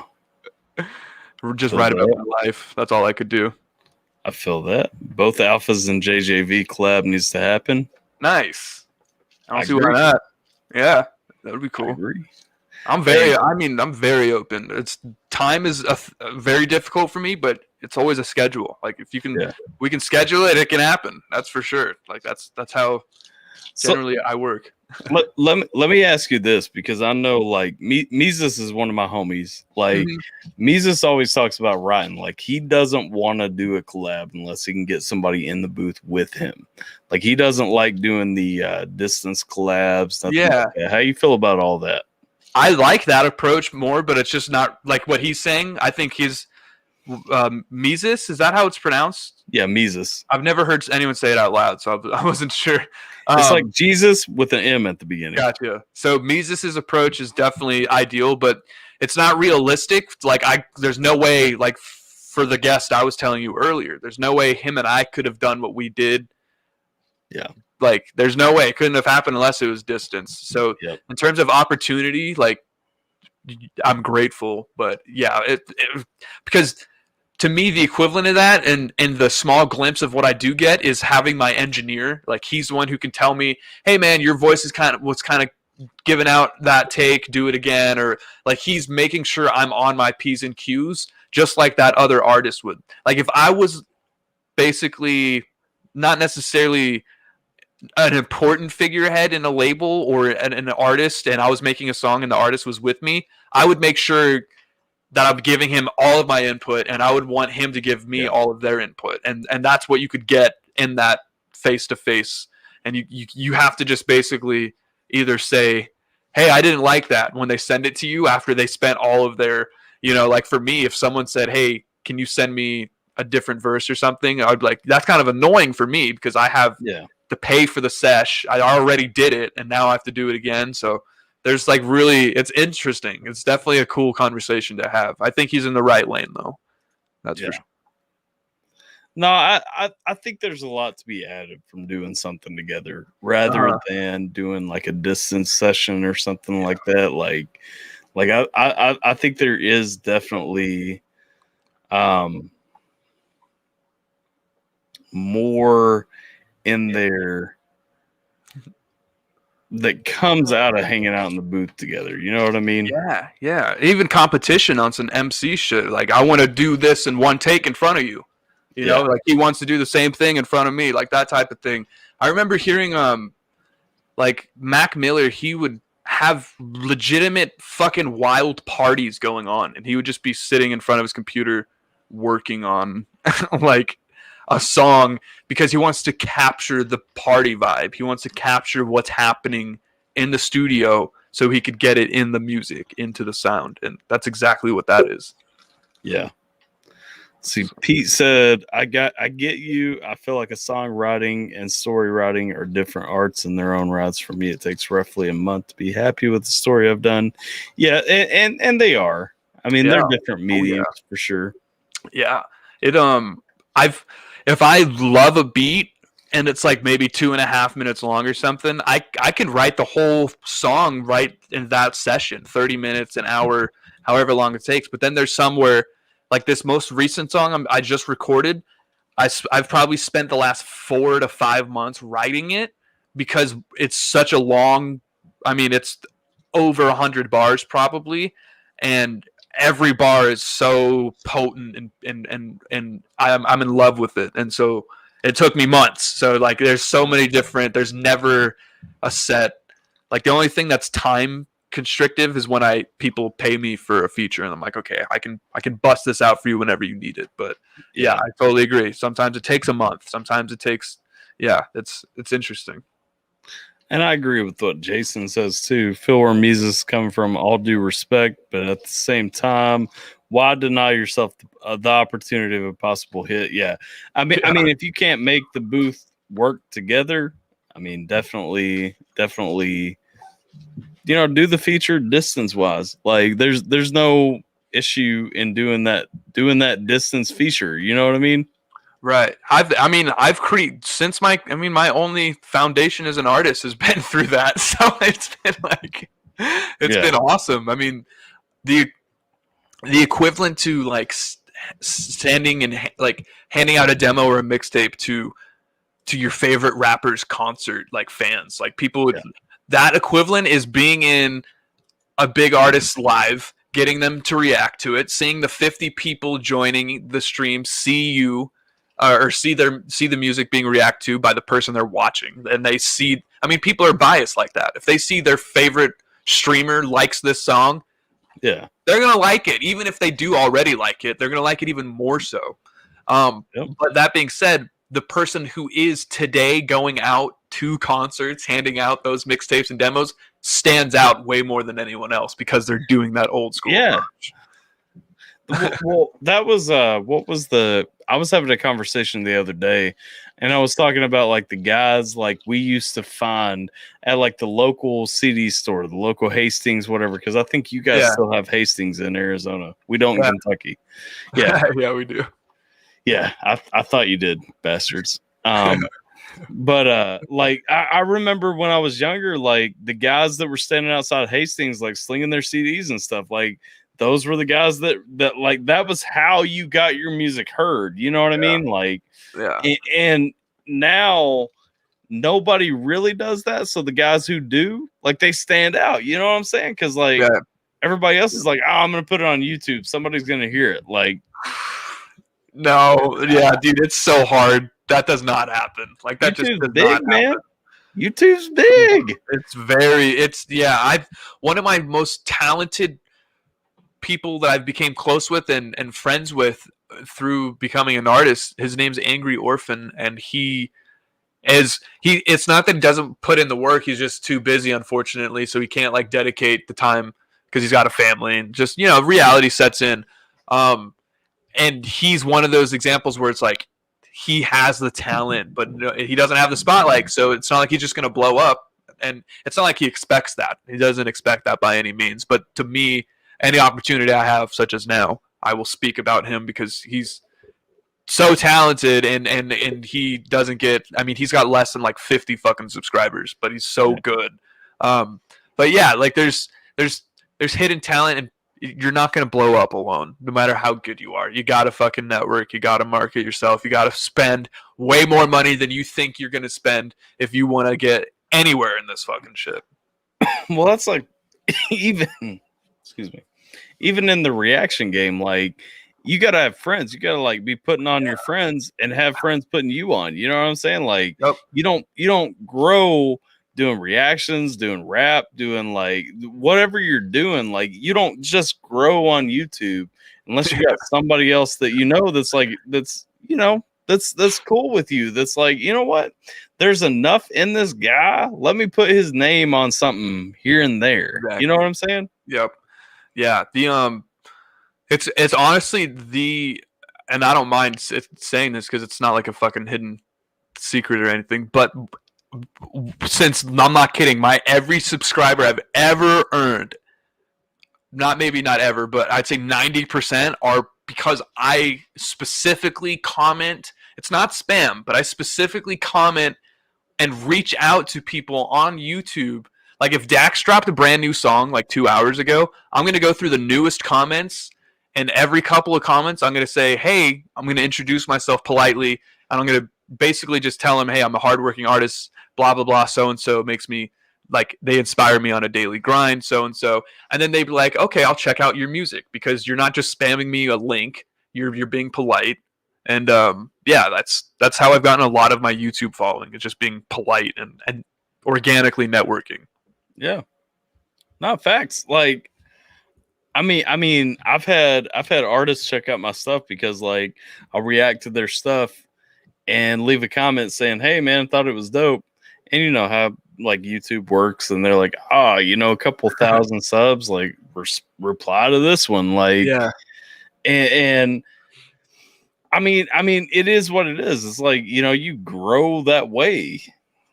Yeah, like, absolutely. Yeah. And it's been awesome. It makes every basically milestone feel incredible because you get those little YouTube apps and they'll tell you like, hey, you got this many subs now, this many views, and it's like, yo, that's cool. Like I didn't think people cared this much. Yeah. It's like dudes out of the kindness of their heart that drop like Scheme. Like I appreciate the hell out of Scheme. Like going back, Scheme has been on the channel for an interview. Scheme has been on the channel before for, I've done reactions to his stuff and everything. He's dropped by like randomly, just to chat, like in the community streams and stuff like that. And like, dude, stop by tonight. Like neither of us are on Scheme's level. You know what I mean? Like neither of us are that big on YouTube. No, dude still drops like the first time his track's been heard publicly right here. Like why? Don't have to. Right. But I mean, yeah, getting back to networking, like make friends, like get friends who are like, you know what, I like you enough to do this, you know? exactly. Yeah, yeah, and it's some of it's gratification on the artist's end, and like you're making sure like you're testing the waters for what you want to put out soon. You're like, hey, you know what? These are two people, AlphaTyler, Alphabyte Music. These are two people I respect. They're my peers. I like them. I've known them. You know, he's and he wants to know what we think about it, and like that even goes to show like to a level that he respects what we think, even to stuff that he hasn't released, because there's a difference between stuff you're showing to people that has came out because they've made the decision that it's good enough to be released, and then they're showing stuff that has been released. It's like, okay, this is kind of a moment of vulnerability, and I want to see if it's dope or not. And I mean, it is dope. I mean, most 9 times out of 10, those artists are dropping dope shit if they think that it's not dope. Yeah. But nah, I mean, I think that's a huge part of networking is number one, being real, being yourself. That's why I always do these. You know, I talked to you beforehand. Like, I always do these interviews, like kind of let them fly off the cuff and everything. Like, I don't do a ton of structure into them because, you know, I mean, you can't picture out Pete asking what your favorite wank stain is or anything like that when you're planning an interview. But you know, I mean, like, just like the ones that get stuck in my beard. I don't know what to tell you. yeah, like I don't know, the ones that shoot up and hit me in the eye are my favorites. But like, I don't know. It's like fun fact: none of that is none of that is candle wax. But yeah, man, like you gotta have friends in this game. Like, it feels good, man. And why not have friends? You know what I'm saying? Like, this is the new landscape. Labels are dead. I'm sorry, like labels are dead. Like the days when Def Jams and Roadrunner like dominated the landscape and everything, those are gone. Like, thank God, dude. Yeah, for real. It was rough. It was rough. I saw a video of someone trying to kind of like soften the blow about the stigma behind labels. I'm just like, you were beating a dead horse, man. There's no way you're going to possibly think that this is going to go over well with people. No. Like labels are dead. And honestly, most people, myself included, don't want them to come back. You know what I mean? No, they're not doing much, man. It's they've been gypping people and just making money for themselves and screwing over so many people for so long. At this point, labels only have leverage with distribution. Oh, yeah. That's it. Yeah. And it's like, if you can get a distribution deal that is better than, say, like what CD Baby will put out or something like that, good for you. But honestly, you probably can't. Because, I mean, CD Baby don't ask for a lot up front to get your stuff in stores. Oh, really? I've never seen it. That's what I'm excited for. I'm hoping for this album that I've got in the works. It'll be my first CD that I can actually have physical copies for. Yeah. Look at CD Baby. Nice. Yeah, I'll have to remember that. Because I'm telling you, CD Baby's distribution network and everything, I mean, it's solid for an independent person. And on top of that, if you upload your master files to CD Baby, they can do mastering and everything, professional mastering, which you probably don't need. But even if you skip past all that, like just for distribution and everything, they put it in brick and mortar stores, including Hastings, for the record. Nice. We've already talked about it. Including Hastings, they put it in physical brick and mortar stores, and they run all the background checks like DistroKid, TuneCore, all those do. Nice. So they take care of everything. Yeah, I'll definitely look into that. It's funny. I had my first album that I put out. It was in 2018. It actually came out through. There's a distribution deal with Sony through this company called Sound Alive Records. And this producer, he made 3 of the beats for that album, and it was his record label, Sound Alive Records. And so it was supposed to be 100 units, and I forgot what, but basically I never got any of the units, and we ended up making it to where he's like, because I owed him because we were making more beats and songs together, or not beats, but he was selling me a beat, and I had to pay it off. And so he was like, "Let's just because I didn't get you your units, let's just call the beat paid off." And I was just like, okay. So my only experience with CDs sucked, and I thought I was going through like a good route because it was through a fucking official dude. I mean, this guy, his name's E. Smitty, and he's made absolute bangers for fucking like ASAP Ferg. Like, he's an established producer in the game for years. I mean, he's got his own record label, but so hearing CD Baby, like, that makes me excited to fucking just do it myself, basically. Yeah. CD Baby gives you good rates on getting actual distribution. Mm-hmm. And they go like nationwide, international distribution. You can buy a barcode through them and everything too, so you can actually like chart. So I mean, I'm not saying like you care about any of that. I don't personally care about any of that either. It's but so cool. Yeah, it's still there if you want to. It's professional, it sounds like. Yeah, like if you want to get the barcode so that you can take a chance at charting and stuff, like there it is. You know. Yeah. I mean, the idea of that sounds crazy too, because like seeing Crypt pre-order, he's like almost at number 1 in pre-orders, and man, that must feel Crypt's so crazy. Hot. Crypt has been hot. Also, without talking too much, by the way, I want to take a brief pause to remind everybody we have a short special interview coming up tomorrow at 1 p.m. Eastern time. So, that's not saying, just saying. Too. Anyway, it's gonna be dope, man.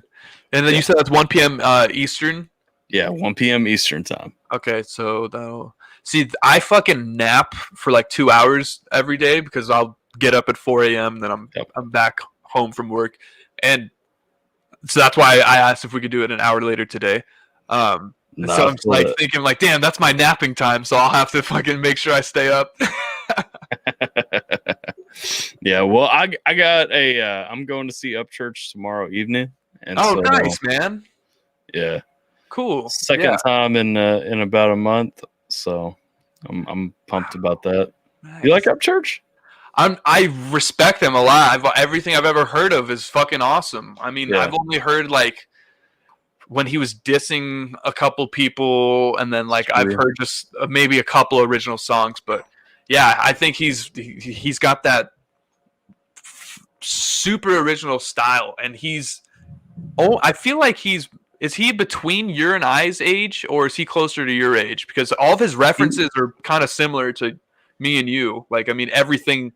He is in Dragon Ball Z. Yeah, he is slightly younger than me. Got you. I want to say, God bless. Now I'm on the spot. I'm going to Google it.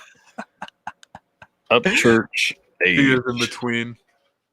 I think I want to, like, when I say he's slightly younger than me, I want to say he's like 29, but I don't want to be wrong because somebody's going to come back and watch this interview later and be like, nah, hell no. Let's see, age. His punchlines are funny.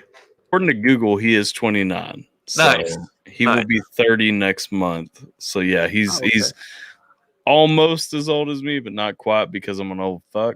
Yeah, once you hit 30, you're damn dead today. Like, hey, man, I'm getting scared about 25 because I'm realizing like I had the thought one day. I was just like, okay, you're turning 25 now. Imagine you're 25, and then if you just get told to do it all again, now you're 50. And I'm like, what the fuck? Now I'm 50. If I just do all that twice, like that's terrifying. But then when I think about it, it's like that was a long time, wasn't it? You just lived 25 fucking years. That's not like that went by quick. Like you went through some shit. Yo, look at this. Look at this right here. Mad Hatter reacts. And Alphabyte and Alpha. Sir. Apparently, I'm just Alpha. Like I don't get Tyler added onto my name anymore. I'm just Alpha. Alphabyte and Alpha. So for future reference, recognize who the real Alpha is, bitch. I guess. Yeah, I guess so. Hey, you know what? It is what it is. You can have it. You can have it. Until he sees that AlphaTyler squared reaction every Tuesday. No. Yeah, make sure you tune in live. Do you have any like podcasts or anything that you listen to that you like? The Hard R podcast is one of the favorite ones that I have. It's Kelvin J. He was up in here earlier. Him and another dude do it's it's the hard R. He's a black rapper who is frequently out against like actively discriminating on race and all this stuff, and like letting racism actually die. You know what I mean? Wow. So that's the name. Like the name catches people off guard initially. I was thinking of like, I was just thinking immediately like rated R topics, but then you said that. I'm like, okay, yep, that makes sense. The hard R, that's so literal. I like it. Yeah. And so like if you go to hang on, let me search it real quick. If you go to it on Spotify, like it codes itself as being about the let's see, podcast by Cody Ibarra and Kelvin J, bringing you the hardest R's of truth in reality, religion, politics, music, and entertainment.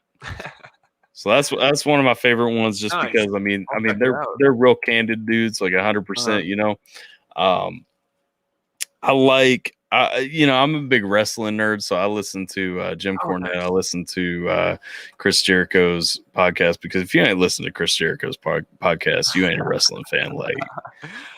So, okay. At first, I was like wrestling, like college, but WWE or WWE professional wrestling, because now Jericho's out of WWE. So, is he still? What is he wrestling in then? AEW. That's right. I forgot that exists. See, I watched and I love. My grandpa used to give me so much shit for watching WWE. I used to love watching, like the era I watched it, because. I'm a baby, was probably like from 2005 to like 2011. Oh, God. Yeah, I didn't get much, man, but what I did watch was awesome. Like what I did watch was I was surprised at how much it made you actually fucking invest in the characters. Like you didn't even catch the Attitude Era in the 90s, man? I was 96, I was born, bro. Born. My wife was too. Like I can't. Yeah, we don't have the choice. We had to deal with the lame stuff, the very lame stuff, like seeing John Cena's dad and Randy Orton. That whole thing. Oh man, that was the beginning of my era. I mean, that was better than what's on today, I guess, unless like you count the Fiend, because Bray Wyatt's bringing wrestling back to where it's supposed to be if they would let him. When I originally fell in love with it, it was probably 99 or 2000, though, because I remember Kane back when he wore the red mask and everything. Yeah. And so that's what made me fall in love with it, was Kane. Like, that was my very first fucking... I was like, who is this? Why do I love him? Like, he's a monster. You know that Kane today is the mayor of a town or a county that is probably maybe an hour and a half south of me. Wow, that's fucking awesome. He does meet and greets every weekend at like local restaurants and stuff. Wow. Man, did you ever see that like really fucked up movie he was in? Yeah, the what was it? Shoot, I can't remember the name of it. It was weird. I remember watching that like before I was even hitting puberty. Hear no evil, see no evil. I think it was creepy, man. He was in that cage locked up in the beginning for a while, and oh man, yeah, that movie. It's weird that like you see him, like they took his personality of Kane and made that his role, right? And then you see him as a person. You hear him talk, and he's just like this nice, fucking calm-hearted dude. He's so intelligent, like for real. Yeah. I've watched, like, I get super into politics and stuff, and I've watched, like, he always speaks at like the libertarian conventions and everything, and dude is so intelligent, like real talk, like intelligent outside of like just I don't know. A ton of respect for that guy, for real. Absolutely. Yeah, that's a whole world that I miss. I definitely missed out on the whole Attitude Era. Yeah, you got to go back and catch that stuff. Like that's the games were always fun, man. I remember playing like any of those WWE games, fun as fuck. Like they always were to me. This Hatter feels old right now. Sweeney says 1974. I aged like a fine wine. Jesus, who the hell was born in 96? Right, dude. There's a few of us. Let's see. I was a teenager in the 90s. Well, we're the youngest people in the chat right now. Just FYI. Hey, I'm always the youngest in anywhere, it seems like, in this community. Except for Elijah Kyle. I think Elijah Kyle's actually younger than me. How old is he? I don't know. I think he's 23 or 24, 23 or something. But him and I are both born on May 1st, which is funny. Tell me you've at least seen at least you've gone back and watched like the replay of when Mankind and The Rock were together, the Rock and Sock connection, when Mankind did the This Is Your Life, like giving the Rock his birthday show. I was about to say, I went on a Mankind binge one day because of, his character is fucking awesome. him in the cage matches, there's Mankind had a lot of fucking superstar moments. I love Mankind. Love Mankind. All right, so at least you've gone back for all that. Yeah, because bro, I missed out on Jordan. I missed out on a lot. So YouTube was my best friend in looking back at stuff. Let's see. Jason JV says, "Piss on y'all." I grew up in the best era. Hulkamania. Only you guys who grew up in that era think that was the best era. The Attitude Era was the true best era. Bro McFoley was the best. His autobiography was phenomenal. He is a phenomenal guy as well. Alphabyte for a trippy reaction. Too long one day. Wait, what? Oh, that's actually what this picture's from. There's a song I have called "Long Day," and Hatter, he reacted to it, and it was tripping with him because it was like one of those.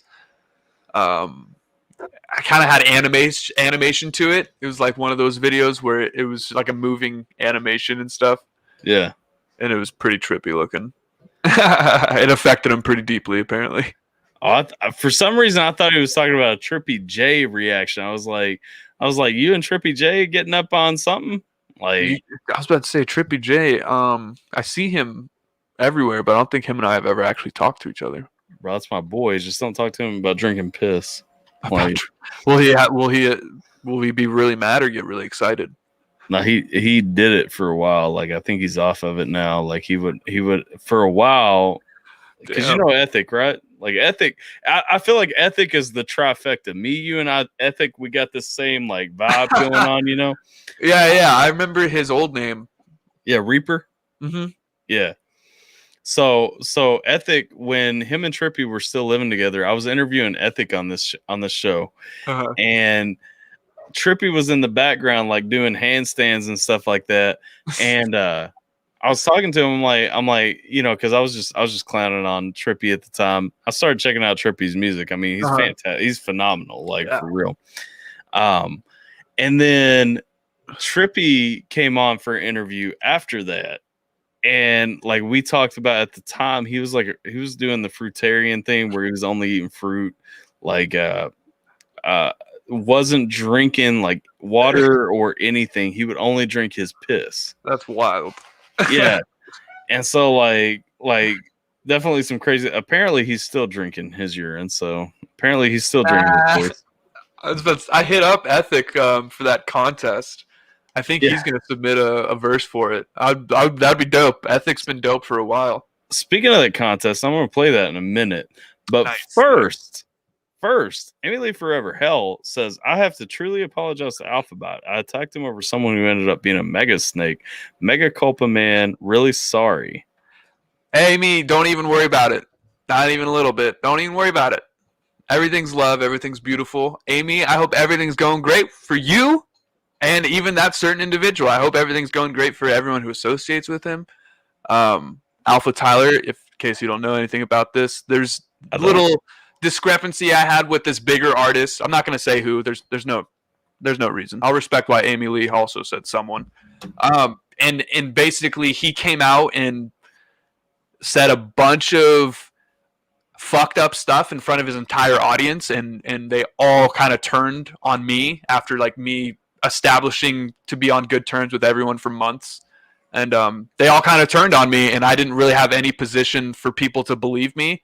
And sure enough, more people had the scenario like me, and so that artist turned out to be a big snake, which is why she's saying that, and so it means a lot that she's apologizing. And because it was a very fucking traumatic thing. It was what's Well, that? if it was Dax, I know his name, and I have zero respect for him. But It was not Dax. Okay. It wasn't. Okay.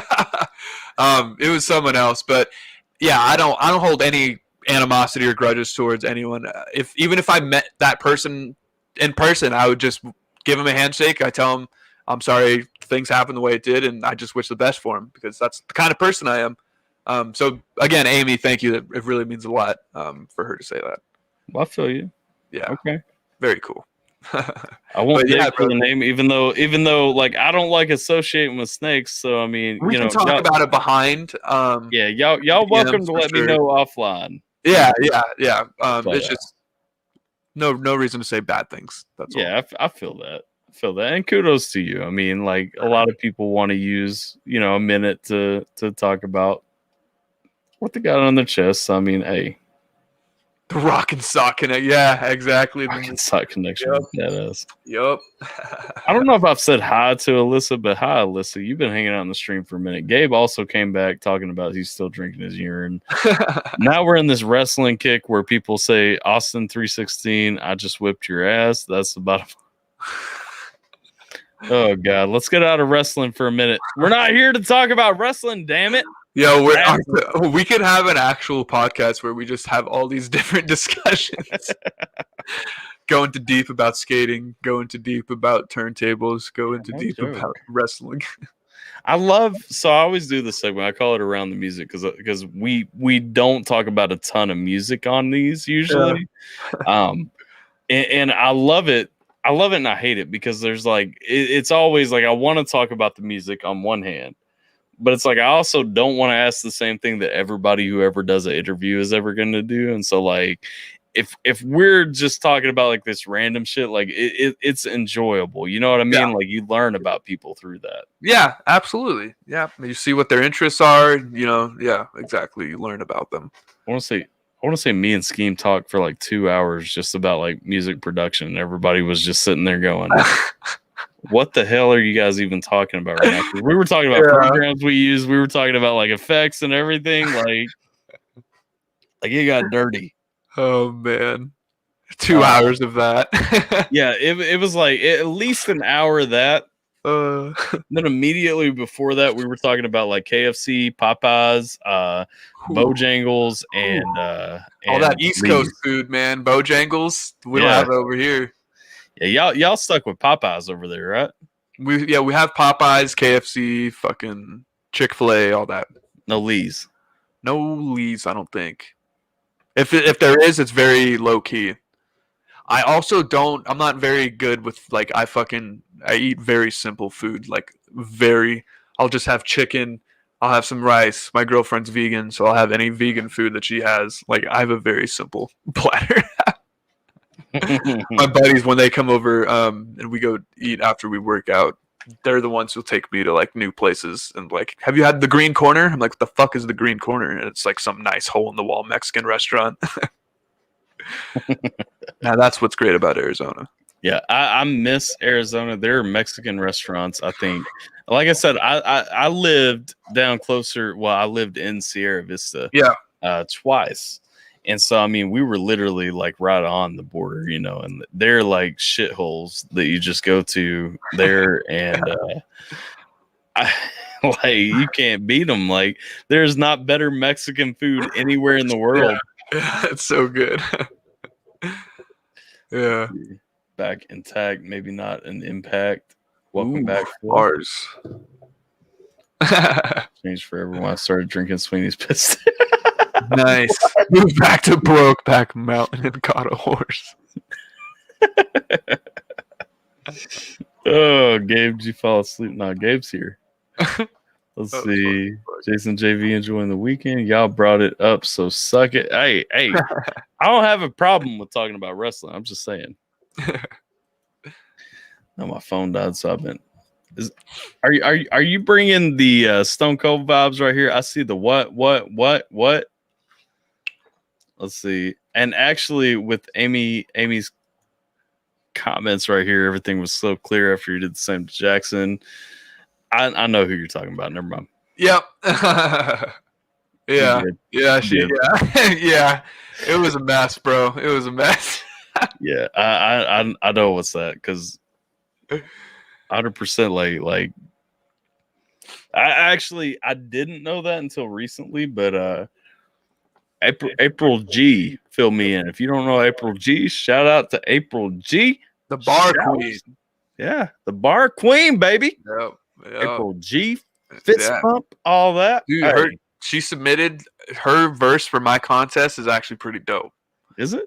It makes me, anytime I hear anything by her, it makes me just like get in the mic, really record this, like get a booth, like, you know, like I'm just like, man, Well, she's so good. No, so on my community stream last week, actually, like we found out she had like Crypt had given her a mic, and she had a mic from Crypt, like all this stuff set up, and so she just didn't think it worked because she didn't know how to set it up. We actually like on the community stream, like figured it all out. She's sounding fine now, like, and me and April actually got a song coming out soon. So Nice. No, dude, I need to react to that. That'll be fun. I post a saying. couple reactions here and there. Only underground, really. Yeah. I mean, that's Yeah. it. Well, me and April, one of the other guys from the community, Jiminator J, he made us a beat. Me, April, and Jason JV, we about to hop on a Dude, that's on a gonna beat be dope. together Nice. and do it up. He just gave it to me last night. But we've got that beat ready. Me and April G, we were talking during one stream and everything, and like we were like, you know what, we got to just put something out. Jason's like, hey, I want to jump on that. So Nice. me, April, and Jason, we got one coming soon. That's so, gnarly. Yeah, I'm looking forward to that. Listen, April is one of the realest people I've ever met in my life. Like one of the most genuine, like real people, and I mean, I'm looking forward to that for real. Yeah, she's always. I mean, she wears her heart on her sleeves. She's not gonna hold back how she feels. Yeah, Jason called it out in the chat. I missed it right there. April G, AlphaTyler, and Jason JV coming soon. Nice. Yup. Tyler got that big dick show up and stare going up. Wait, show up. What? Show off. Show off stare going off, huh? Okay. Big dick show off stare. He's got to be able to recognize the look. That means he can do it too. I mean, Gabe been around for the longest, so I mean, he knows something. He knows that face. There's some face. Apparently, I don't even know myself that well. You know what I mean? Oh, good. So I'm gonna play you guys because we talked about it a couple of times. Alphabyte actually has a challenge going on. I've been thinking about if I want to record a verse and submit That it. would be fun, man. I was nervous about how many people would even give a fuck, but Yeah. There's been a lot of submissions, and it's been fucking awesome. It's gonna be hard to pick. Yeah. It's gonna be hard. I can't imagine picking like one out of something like that. You know what I mean? Like, Yeah. So I'm gonna play the video right here from his YouTube channel, and then I'm gonna play the actual audio from the Dropbox that it links out to. So here's the video right here where he's talking about it. Here we go. God, he's ugly. What is going on, everybody? So, Alphabyte here. Today, I'm going to be hosting a contest called the Stay Lit Contest. You're going to find the instrumental. You're going to hear my verse that I have on it. You're going to find all the details about this contest in the description box. I'm only giving you guys about a week to write to this, so make sure you guys submit to the email that I have listed in the description box. It's going to be hype. I'm super excited to see who brings what. Remember, this isn't about who's the best. This is about who brings the verse that I want on this beat with my verse on it. I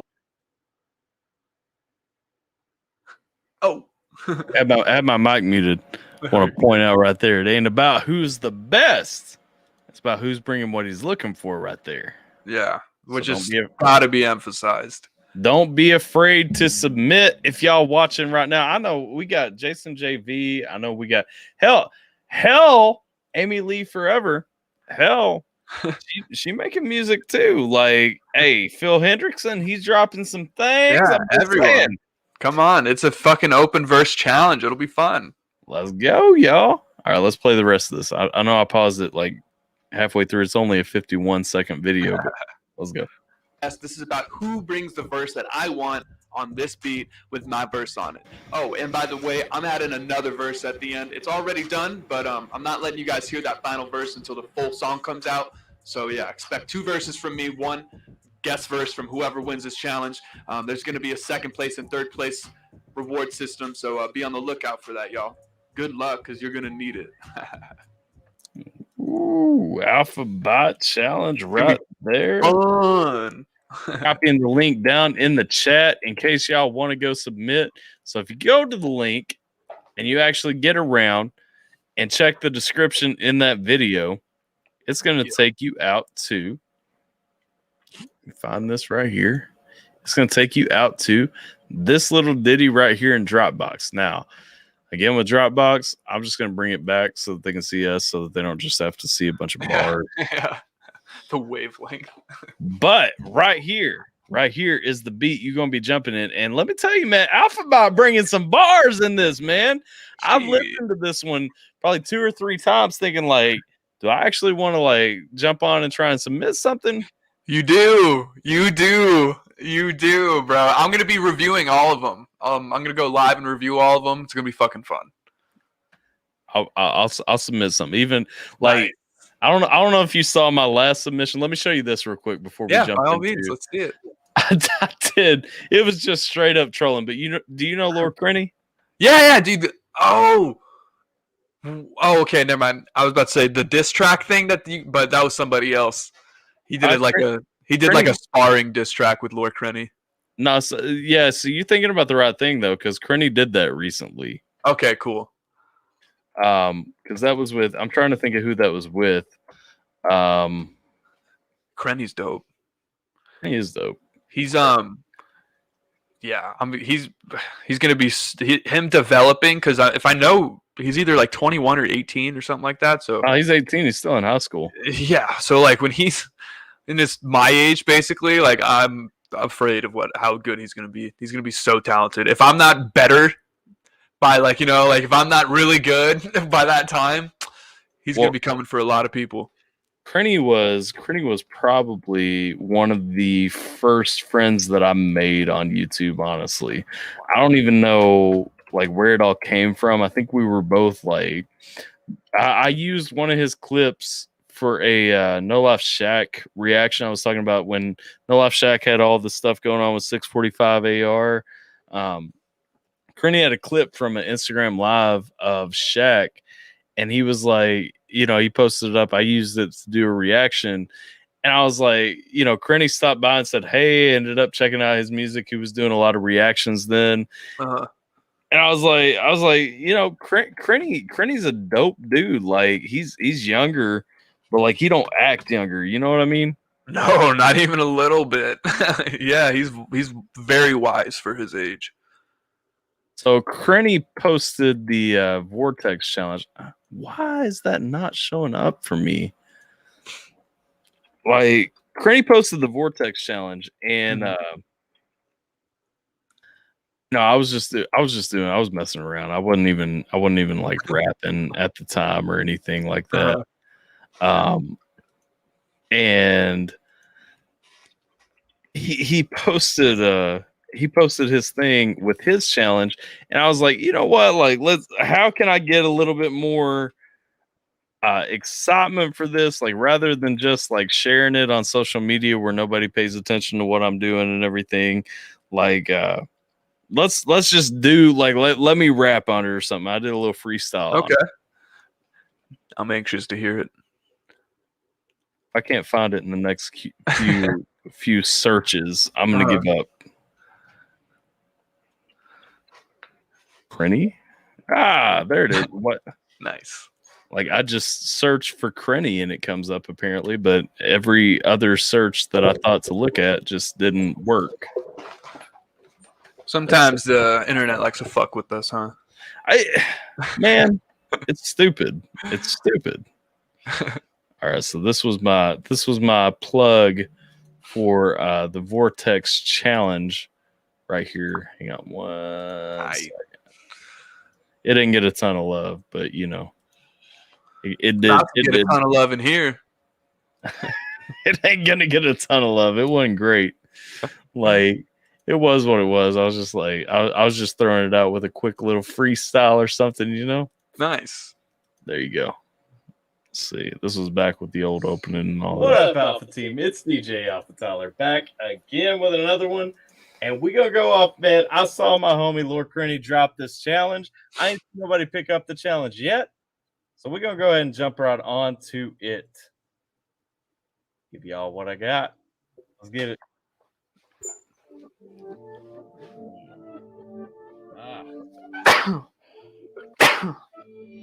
Yeah. Excuse me. Hi. Call me an anomaly. Nobody looking for me. Been up the game since the lonely 16. Nobody wondering where I've been. Unless you're on beat. Shit. Been up the game for a bit. Why? Saw my homie Crenny spit. Time to hit his challenge, bitch. Don't plan on winning it. It's Alpha, bitch. So there you go. That's the kind of plugs I give when you got a challenge going on. At least you had fun with it. That was exactly what you said. And you were on beat. Yeah. No, I know how to rap. Like I used to rap. Like I hadn't done it until a couple of months ago. I hadn't done it since 2007. But I mean, I know how to rap. Yeah. Hey, sometimes you lose it, bro. Gabe saying when Tyler raps, he likes to orchestrate the beat. It's that DJ in me, man. I'm used to moving my hand. Like, you don't understand, okay? It's so hard for me to just listen to a damn song because I'm so used to, as a DJ, like, you got to be moving because you're always flipping something. Yeah. You know what I'm saying? Like, you're always changing something in the beat if you're doing it right. Like, not if you're doing it like some of these dudes that just throw on something and they're like, all right, when's this song over? Okay, switch to the next one. But, like, you're constantly either tweaking some knobs or going in and throwing some extra beats in there or something. Yep. And like it's so hard. Like if y'all watch like any of the music I've recorded and stuff, when I'm actually recording it, like I'm still like hands up here. Excuse me, I burped like while I was saying still. I'm like hands up here like an orangutan, like going in on the beat, you know, like I can't help it. But so talking about Alphabyte's challenge, which I would take a little bit more seriously if I were to submit something to it. Which would be cool. Because, I mean, this beat is funky. This beat is funky.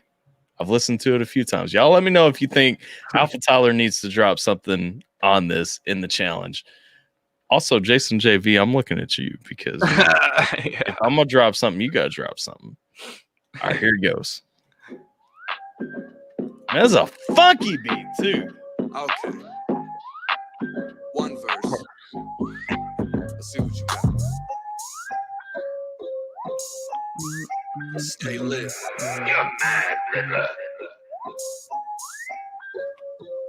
And anytime I do it, I stay lit like Chris Brown, dancing on the floor with your chick, the face down, and she looking up like, oh shit, the strange sound coming from the speakers of places in the rage now. Alpha, this a phase, just maybe a little taste, pal. Bullets with blood, I need a break before I break down. Checking them schemes, you know the bars always break down. Yes, I'm a G, I'm like a star on the way out. Burn up and breathe, yeah, I go hard with the stakes out. Take every pattern like I was dark for the bane styles. Ruler two's a legend, I'm repping cause what my name's bout. Alpha with the treacherous methods, my pen is PayPal.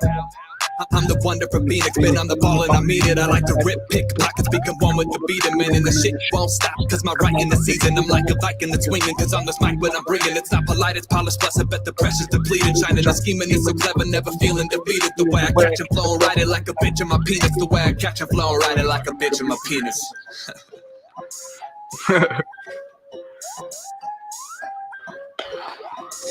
I like it. The next verse for it's dope too. The one that I have for it. The one that you haven't released? Yeah. I was excited for that because most contests that I see, it's just the one verse and then the one verse. And so I was like, you know what? I'm gonna have my engineer extend the beat and I'm gonna drop another verse after it. Yeah. It was dope. Because I wanted to send this beat to either DK rap artists or to Scheme. And then I was like, man, they could probably both kill it. But then I ended up just writing so much to the beat that I was like, man, I almost have this done myself. And then I was like, well, maybe just host a contest. And then I was like, let me just do that, I guess. That would for real be a really sick beat for DK to be on. Yeah, like dude, he's one of my, if not the favorite, he's my favorite. Like his, he's so good. His actual structure is so good, and his punchlines and entendres are so good, and his delivery is so crisp. Like his vocals and mixing is so fucking good. I honestly feel like when I first heard that beat, I was like, okay, this is like DK's either on this, or honestly, like I think I came back to it and I was like, Scheme would fit this. They were both ideal. Like I thought of both of them when I picked it, and I was like, oh, this would be so fun with either of them. Yeah, no, it would be. I don't know. Like it would be a good fit for a lot of people. Like for sure. But definitely those two, like DK was the first thing that came to my mind, and I'm not even a huge DK fan. But like I heard that beat, and I'm like, DK on that. Yeah. I love him. He's funny too. Did you see that recent fucking butter on sandwich debate going through Twitter right now? No, but it's a pretty big one. Did it come from Scheme? No, it came from DK. Did you see Scheme's video about the perfect sandwich? Like he had bacon on it. Yeah, it's because of that. I figured. Or other way around. Scheme made that because of DK. Yeah. But it's funny as fuck, yeah. And then like everyone was like, "What the fuck did you just do with that bacon? Did you microwave it?" Like all these people giving their like 2 cents on how they cook. I gotta go weigh in on this because apparently, Dwayne and DK apparently tomorrow are having like a whole stream where they're just talking about it. About butter on a sandwich. Yeah, like there's a whole science to it apparently. God bless. What time? Like I got some things going on tomorrow. I don't know. Yeah, I'll have to see it because Saturday is my busiest day, so I probably won't even be able to catch it. Yeah, I feel that. Oh man. Apparently, by the way, this is the alpha collab that's needed. Okay, so yeah. When I submit my verse for this, I'm just saying like I mean, you already know I'm winning, right? I think that's why this is happening, isn't it? Exactly. See, we thought it was about the Alpha Squared Tuesdays. Yeah, Alpha Tuesdays, whatever we're calling it. I don't even know where that name's going yet. We thought it was about Alpha Tuesdays. I like that one because it's like Alpha Tuesday. Yeah. It's a good one. I like that one too. It's a good one.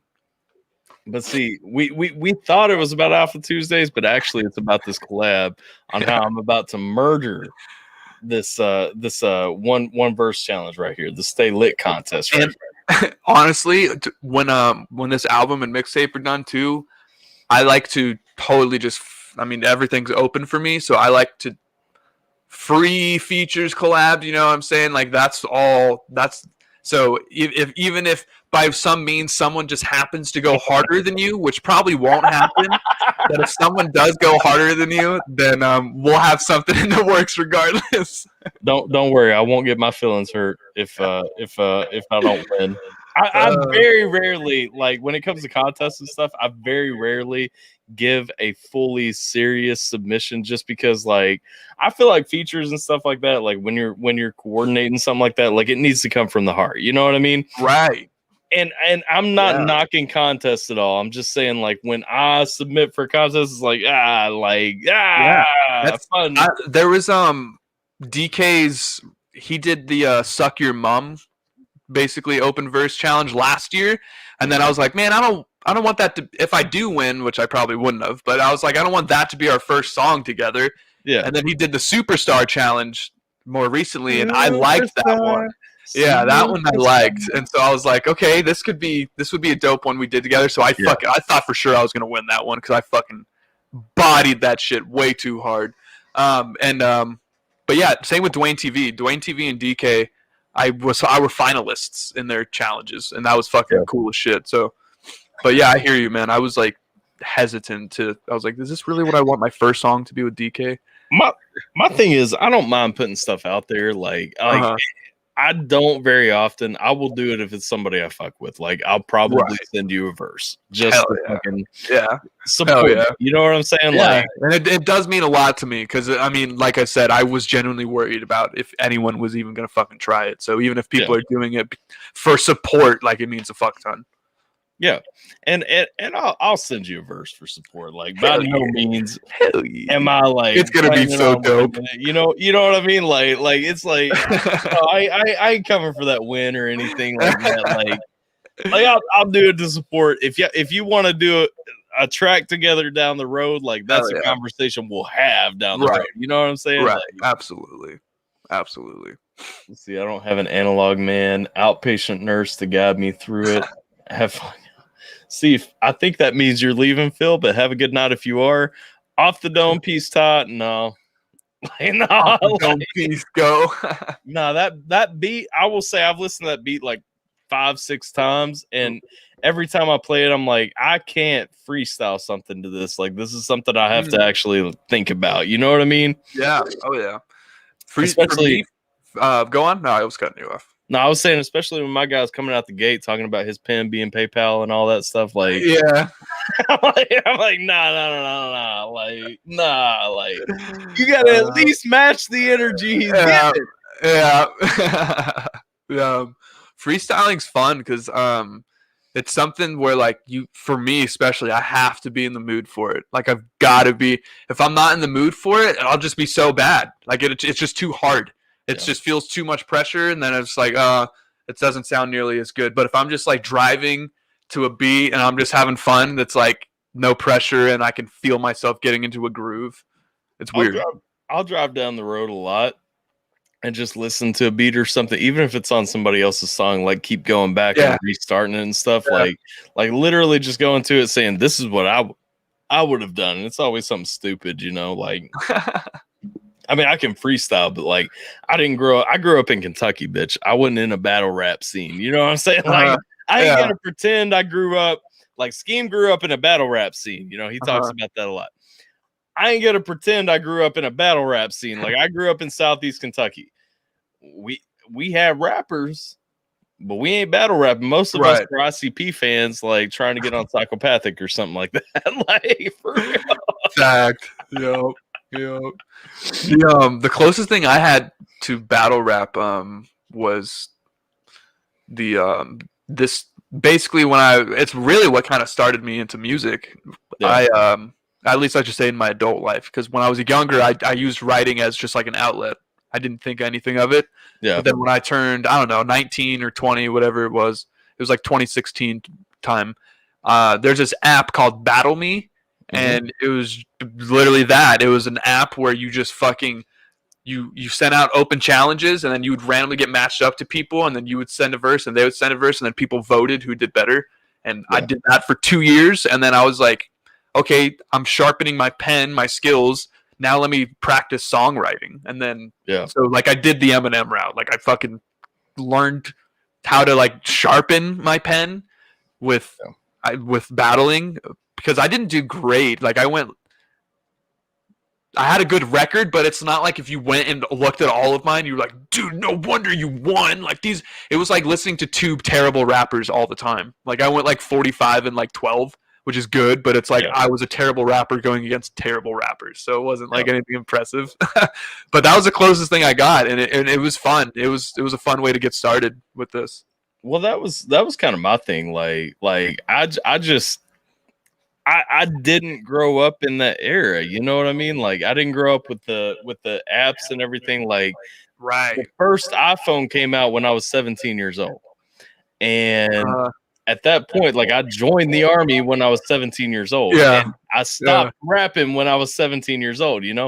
Like I was telling on a stream a couple of weeks ago, like I found my first tape that I recorded, like it's a cassette, you know what I mean? Because it was back in the day where you played the beat on the TV and like held the tape recorder over here, and like you're trying to be in the middle, like sounding right and everything.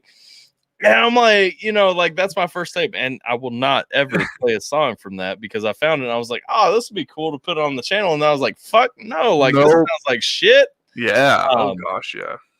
There's music that I have that's old like that from like 2018 or something, and I'm just like, oh my gosh, and I didn't post it, that's why it exists, and it's like on someone else's channel. I'm just like, Well, it's there if anyone ever wants to look up my name and find my very first music.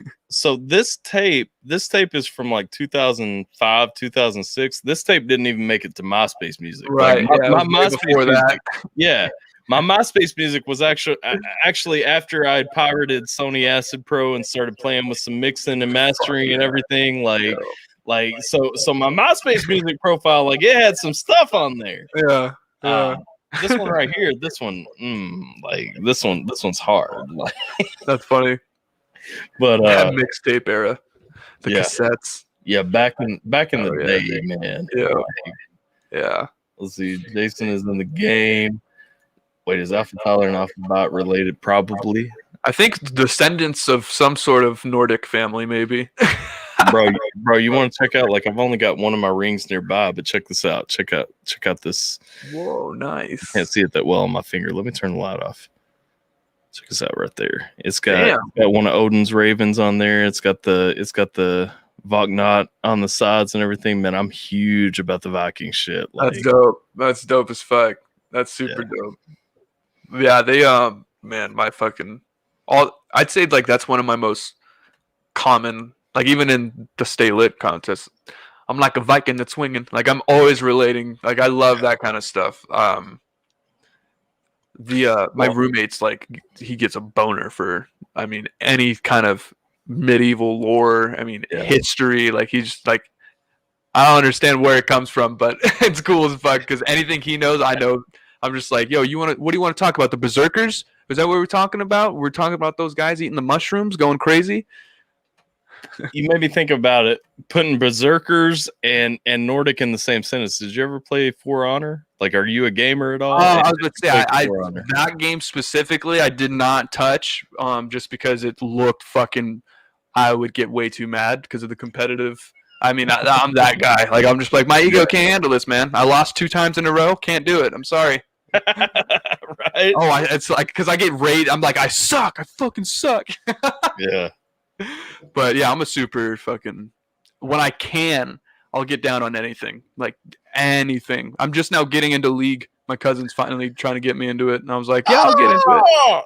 Bro, because he sent me that app. He was like, hey, download Wild Rift. It's basically League if you want to learn how to do it. And I was like, okay, so I downloaded it to learn, and then I downloaded it on my computer to play it, and I was just like, oh, nice. This is way better. So did you download the actual League client, or did you just get Wild Rift? Both. I did both. I have it mobily, and then I actually have the on my rig here.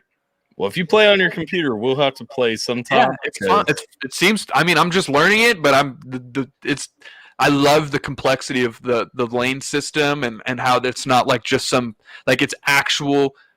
Because I'm big into chess, and so like to me, the more you can do with strategy in terms of like a game like that, it's more fun. If you decide to play For Honor, and I'm not plugging it because I stopped playing a long time ago. Yeah. If you decide to play it, like the lane complexity actually exists in that game, which is pretty cool. There is a 5v5 mode on there where it has all that. Yeah, that game was. My buddy loves it. 2 of my buddies play it all the time against each other, and I'm just like, it seems so hard. The games I've done the most like competitive gaming, was Rocket League and Rainbow Six Siege.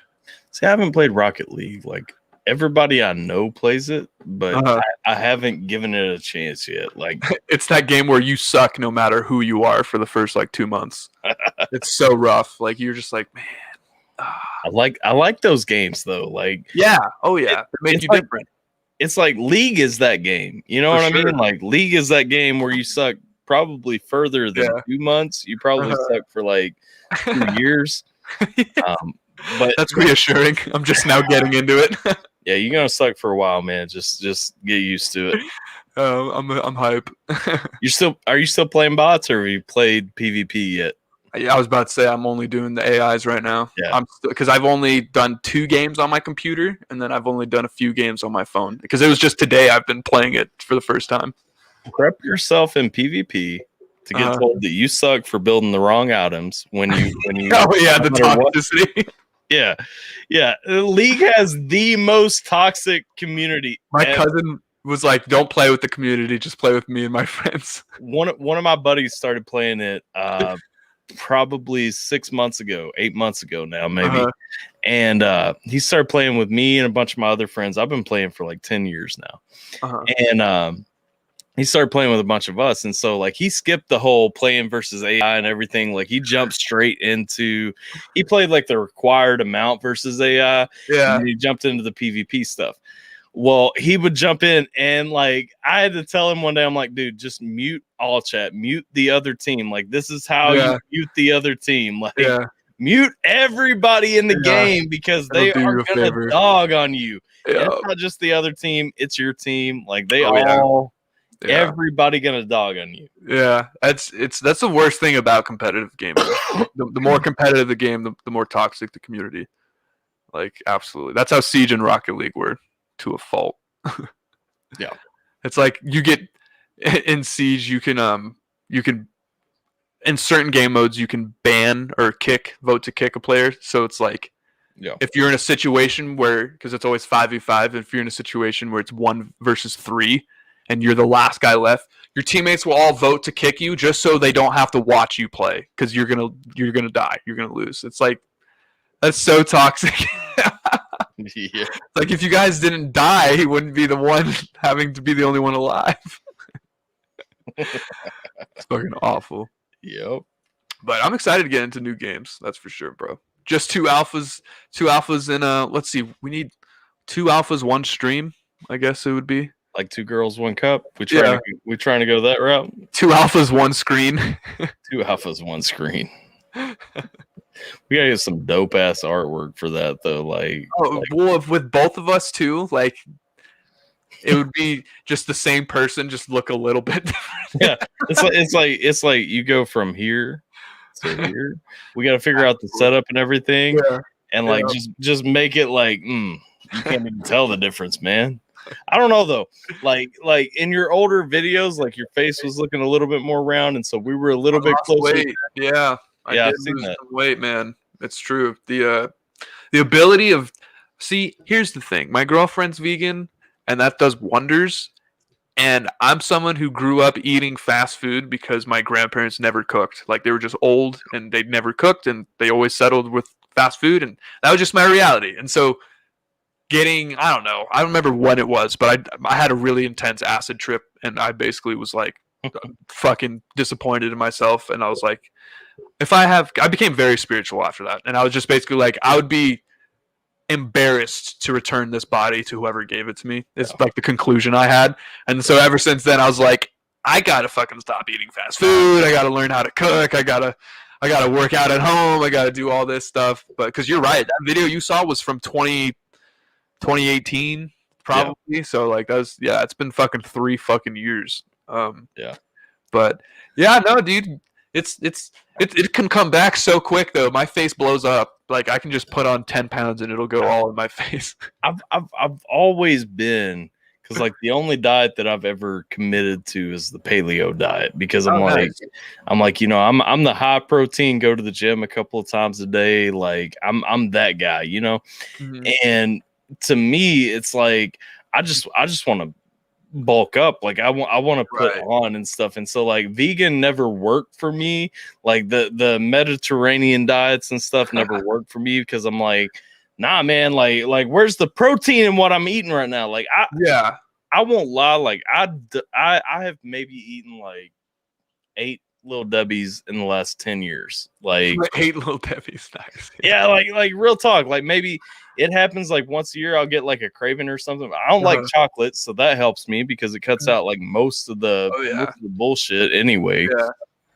But like I just like I've always been, even lately, like when I had my kid, I got into a slump, and then after that I was like, what diet am I going back to? I'm like, the paleo diet works for me because like I like the meat, berries, and veggies. You know what I mean? Like that's what I like. Yeah, and that's what the best diet is. It's the one that works for you. Like at the end, like because my girlfriend's vegan, a lot of people think that I'm vegan. I'm just like, no, you can give me a burger from a restaurant and I'll eat it in front of me, and you can give me a Beyond Meat burger and I will eat it in front of me. Because personally, they both taste good as fuck. I'm a condiment guy. If you just put onions and barbecue sauce in that bitch, I'm gonna eat it and it's gonna taste so fucking good. And that's what I do with those things. So it's like if she puts that burger in front of me and it's like all like what? Because that's the thing. It's you're seeing the burger, but it's like not real meat, and you're like, so what the fuck is it? And then what it is originally that gets transformed into that is what people. It's like a lot of processing. So it's like not the fucking. It's skeptical. It is skeptical, but they taste one and the same. I don't personally have that issue because, like, you know what, you give me like the Beyond a Whopper or whatever, like, I'll try it. Like I'll try it and I'll be like, it tastes like shit or it tastes good, you know? Yeah. Like either I like it or I don't. I really don't care what went into making it. Right. The only difference being, you know, with the paleo diet, like if you're sticking to it strict, like you're not going with the processed stuff, you're going with 3 ingredients or less, like what you can cook up. I love cooking. Like that's you know, one of my more feminine aspects, I guess, but I do love to cook. And so like when it comes into what I can throw into a pan, what I can throw up together at the house, like that's my bread and butter personally. As someone who literally only started learning to cook in the last year, I'd say it's not feminine to fucking know how to cook. That's just know how to survive and know how to impress a woman. I go back. My dad was like the most burly hillbilly Kentucky man, truck driver that you can picture, and he always told me when I was younger, he was like, you have to know how to cook. He's like, you're either gonna live by yourself, for a long time, or like some woman's gonna come in and you gotta know how to cook. Like, period. Yeah, and that's when my thing is. I remember specifically my family would just be like, well, cook then if you don't like that we're always eating out. And I'm just like, I don't fucking know how, so I don't want to learn, because that's how I was when I was that young. And then it wasn't until I was living on my own where I was just like, wow, unless I learn how to fucking cook, I'm going to be buying food out for the rest of my fucking life. And it was just like I would be useless. Like I would think so deep into it. I would be like, when I'm a dad, if my wife ever has to fucking leave and I have to cook for the kids, I wouldn't be able to. It would be like the most simple things that they would eat. It would not be a whole fucking healthy dinner like they should. So that kind of thing really played into it. That just maturing, basically. Well, I'll tell you the flip of that. I grew up eating home cooked meals all the time, like no fast food or anything like that. My wife grew up eating fast food all the time, and so she didn't know how to cook when we got married. Like, and it was legit. I had to teach her how to cook, like for real. Isn't that funny? I think it is funny. Like it's one of those things where I feel like your wife and I are in the minority in terms of that, because I don't hear many people, like I feel embarrassed when I say that. Like it's like an insecurity, because it's like, yeah, I ate like shit the first 18 years of my life, and it's like, yeah, that sucks. Nah. Well, she doesn't feel embarrassed. She goes back to it. She would eat out every day to this day if she could, but I'm like, you know, I'm 30. I got to worry about cholesterol and shit. Like, oh yeah, that's true. Yeah. Plus, guys, we're like, when it comes to like we're gonna die no matter what. Like, it's just a matter of, oh, your prostate's gonna go out when you're 65, no matter what. Like, we're fucked from the get go. We gotta take care of what's being like fed into our bodies. Your body is geared to shut down. Take care of it. Yeah, seriously. Like we're a fucking ticking time bomb. Yep. See, Jason corrected Hell and says the tale of two alphas. Oh, nice. April G should be on. I agree. She should be here. She should April be G's the homie. She is the homie. Let's see. I don't know what that means, but this is a while back in the chat too. This is nice. Oh, that was talking. This is back when we were listening to the challenge. Yeah. Except for the last verse. Let's see. We all gonna collab anyway. I feel like April should be on so she can get her out there. Yeah. We need to plug April for real. I feel like April gets fucked, dude. April, I'm not, and this is not a bash by any means. This is more so people realize April has got the attention of a lot of Tech 9 looks at her stuff often. Yeah, like I mean, Crypt, like she was at that Cookout Cypher. Like she's she's got a big like ceiling. It blows my mind that April does not have more subs than she does, because like she has literally, you can look at anybody. She got Dax's attention, Tech's attention, Crip's attention. Like she got a friggin' shout out for her 1 year anniversary from No Life Shack. You know what I mean? Like April got all the love, like, and she deserves it. She deserves it 100%. But I'm saying like it blows my mind looking at her sub count. I'm like, where y'all gotta bring some people to like, they seriously are sleeping on her, man.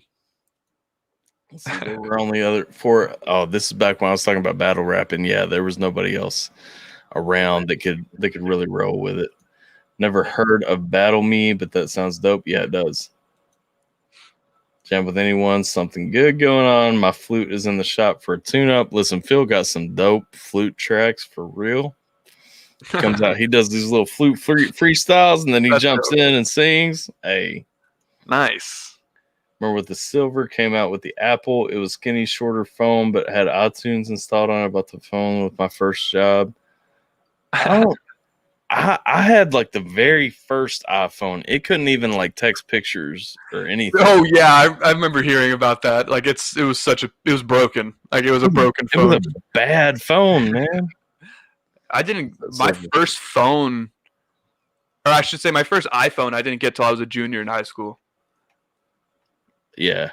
I didn't get a phone until I started driving. That was my parents' rule. Yeah. Right. Yeah. And that's the perfect age, honestly.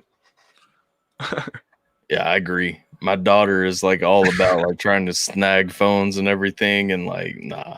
Every morning, Gabe. Every morning. That's how I started off. If there's not an eclipsed body in front of my light, then I know he's not there.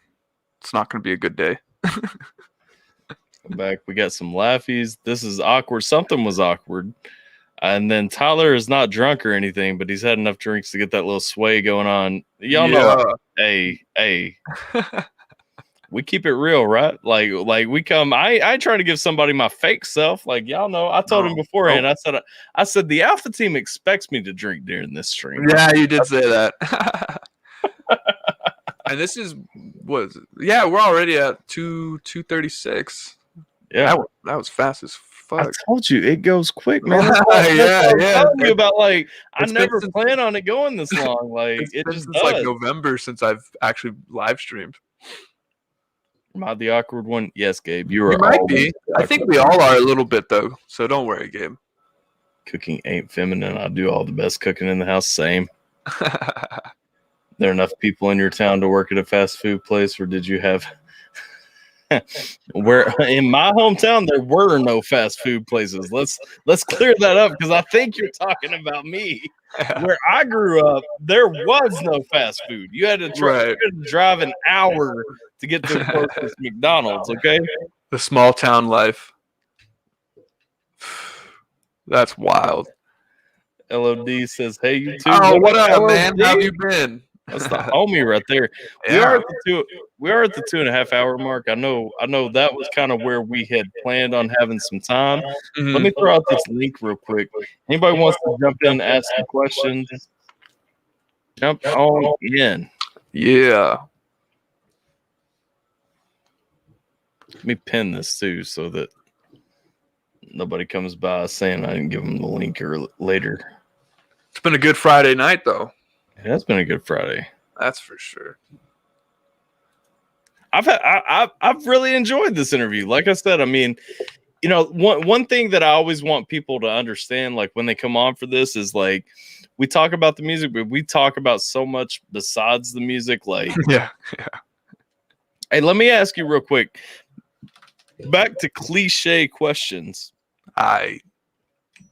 Top 5 influences. Let's go. Influences, okay. Eminem, in no particular order. Eminem, Tech Nine, Analyst for sure. I mean, he is who he is, right? But he definitely inspired my writing to a T. Con, and then R.A. the Rugged Man. Those 5 inspire my writing like more than anyone else that I know. Like Tech Nine for the schemes and the switches, Khan for the airtight flow, Eminem for the homophones and entendres, R.A. the Rugged Man for never breaking the scheme. I'll never forget when someone told me that I reminded them of R.A. the Rugged Man. I didn't know who that was, and then when I did the deep dive of who that was, I was like, holy fuck! Like this guy is everything I love about writing. So those are my 5 for sure. They all play a big role in how I approach writing. Props, because R.A. the Rugged Man never shows up in somebody's influences right there. That is dope right there. Like that is he's so good. That is an original. Hey, let me ask you a question, because me and Sweeney TV was up in here earlier, and we were talking about he was showing some love. I told him to check out your music. Hopefully he drops a reaction soon. Another reaction channel though. But me and him have had this debate for a while. Weigh in. Where you at on Tech versus M being the GOAT? Oh man. Well, okay. So I'd say from pure inspiration scale, it's got to be M, because I mean the cultural impact, like the artists that are blossoming because of him to this day are going to, like, it's going to be forever until humanity ceases to exist or the genre ceases to exist. Eminem's going to be that core, one of the core foundations of the, like, he's a pioneer. He's one of the pioneers of emceeing. And he took it to such a level. And Tech, his scale is like that underground, like his success, what he did on a without any help, for lack of a better word. Eminem couldn't have done that. Like Eminem couldn't have done what Tech did, alone. And unfortunately, because Tech is his skin color, he couldn't have done what M did, even if he did go with Dre. Like, I don't think they would have done. So it's such a hard question though, but because I mean, even if I were to had to be asked who I think is better, like again, for schemes and flow switches, it's Tech Nine. But if it's for concepts and fucking clever entendres and homophones, it's Eminem. So it's fucking hard. It's tough. I feel that. I side with them just because of the impact overall. But yeah, there's no beating that. Let me catch up on this chat real quick, and then we'll jump to LOD. But, Shane says, don't forget everyone keep Buckshot and his family in your thoughts and prayers. Absolutely, because his mom's going through a rough time. If you guys don't know, make sure you guys keep them in your thoughts and prayers. Buckshot big supporter in the community, another artist. Love that dude. And so definitely thoughts and prayers are with him and his family right now. Absolutely. LOD says, been good, just got notified. See, this is what I told you would happen. I told you when we started earlier. I said, like, they're going to start trickling in about 2 hours into the interview, because we got LOD, just got notified. We got Tater Monkey showing up saying, aloha, my peeps. We got Touch Me saying, good morning. 8:55. God bless. 8:55 there. Hey, Touch Me. What's going on? Let's see. Tater, hope you guys are well. Sorry I missed today. No worries. No worries. It's always on replay. What up, LOD? Oh, nothing much. I'm just hopping in here with you and Alphabyte. Just saying congrats. How you doing, man? I'm doing all right. I haven't talked to you face to face before. First face to face combo. Absolutely, man. How did you have a good week? It's better now, yes. Oh, it's better. What happened to make it better? I went back to my lovely state of New Jersey and Nice. did some IT stuff today. I've been talking to family and putting a grind, promoting and stuff like that. Oh, Making sure everything's okay. Nice. You got big plans for the weekend? Not really. More just probably just chilling, relaxing, talking. Nice. It's cool to actually see you, bro. I appreciate everything you've been doing for me, especially these last couple. I mean, specifically, I feel like this last month and a half, I've been seeing your face all over my Twitter and my Instagram. Like, I mean, it means a lot that you're pushing me to the lengths that you are, man. I mean, I make music not just for myself, but for people, and you're helping me spread that. Oh, it's not just me as well. We have Mel Bell also, and you have Oh, Silverwick as well. Yeah. I can't. If without them two, I wouldn't have known you completely, and I wouldn't have been putting you out there like that. Them two Yeah. actually gave me your songs as well. I Love think them both too. Mel Bell gave me the Automatic, and Uh-huh. I love that. Yeah. It was really good. Thank you. Yeah, Mel's the greatest. She's here in Arizona too, which is awesome. I haven't met her yet, but I would love to sometime. Also, anything new in the works by any chance? Oh yeah, I got a lot, man. That contest, you already know that's basically whoever I pick. That'll be available on all platforms, and then that's basically going to be what holds people over until this major collaboration that I have coming out on my birthday, which is May 1st. So there's a lot going on, man. There's a lot of new music coming. I'm hoping to be live streaming probably next month. It'll be fun. Oh, great! I'm going to try to do my verse if I can. Nice. I did say I was going to. I did DM you saying I was going to throw a freestyle. Hey, you and Tyler both, man. I want to hear both of y'all. Mine's coming. I think Tyler's going to be better than me. Ooh, we'll see, man. We'll see. If you guys both go off the dome, it'll be close. Because that's hard.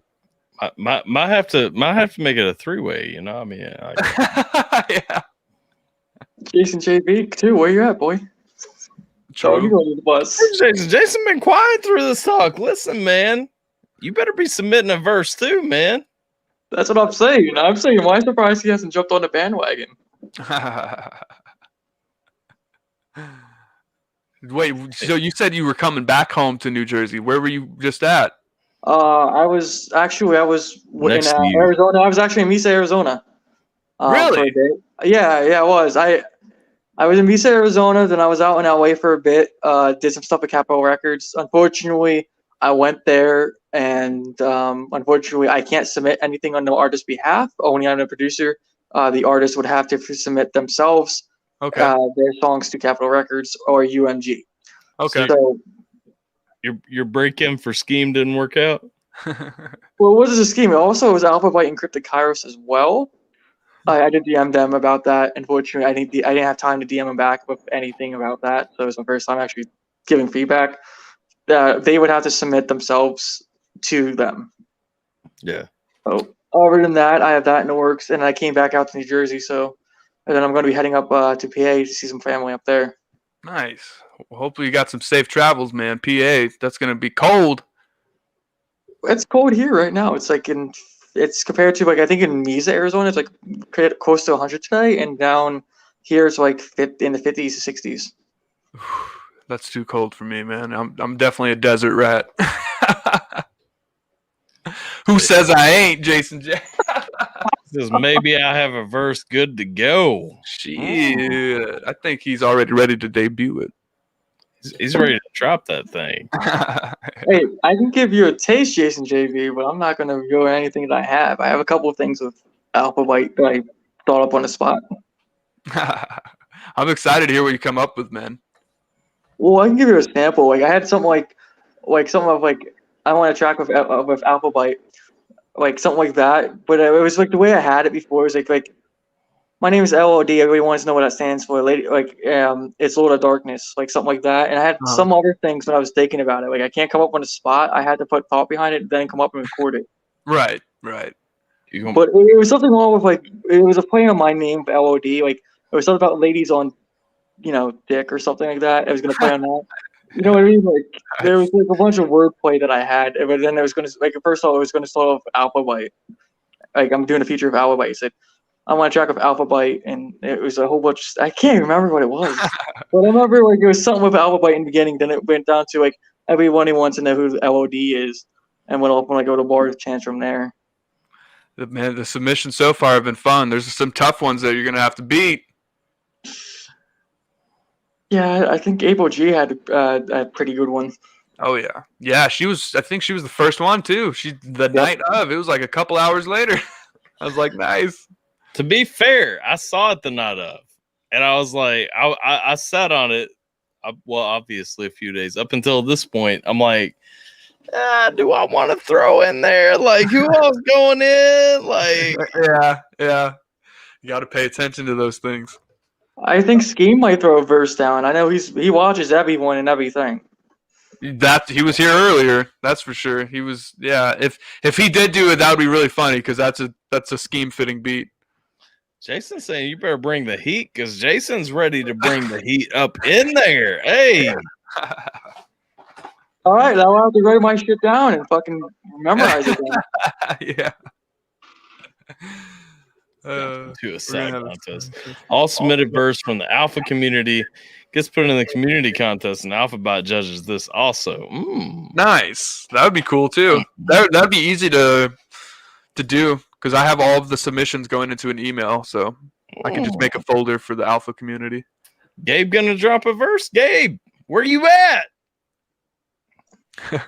He said he's doing a live stream. He's gonna check them all out on a live stream anyway. Yeah, yep, it's gonna be fun.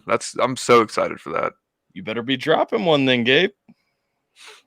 Yeah, you'll get ready for everyone to see you too in the stream. Calling out the community and everything. He ready to call out the community and say, "Hey, let's have a mini community contest. You better be in that contest." We could make one, honestly, even just an Alpha contest type of deal, Alpha community contest, separate from this one.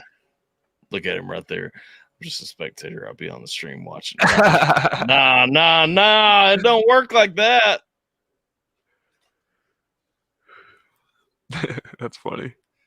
All right. Anybody interested in jumping in? Make sure you click that link that's pinned up in the top of the chat. If you got your own questions, jump on in. Ask them questions. Shane saying we will be the door greeters. Gabe's already the official door greeter. The official. The official door greeter, because Gabe the one. What was it? Gabe commented on one of my reactions the other day asking if everybody found their seats nicely and everything like that. Man, you gotta love this community. If I gotta do a verse, I gotta be the only one to say it. Yeah, man, you gotta jump on it by yourself. Okay, Shane, you need to drop one too. Hey, AlphaTyler. It wouldn't be an AlphaTyler stream if you didn't bring up the auto blow AI. If I didn't bring up the auto blow AI, what are we talking about the auto blow AI? Because Alphabyte. Do you know about the auto blow AI? Is it as literal as it sounds? Yes. Wow, I've never heard of this. It's a robot blowjob machine. Listen, hang on a second. Is it cheap? Expensive? It's like $200. That's it? Yeah. It's probably easy to clean, I hope. Bro, check this out. What's a good way to get you a link? Let me send it to you on Twitter, I guess. Wow. I'm pretty interested. Auto blow AI. It's been like a running gag in AlphaTyler's stream for like a good month or so now. Ever since Scheme brought it up. Dude, it's been longer than that. Of course Scheme brought it up. We talked about it. He's the one who made it. Yeah. We talked about it. Me and Scheme talked about it. And then the community actually bought one for Scheme. Wow.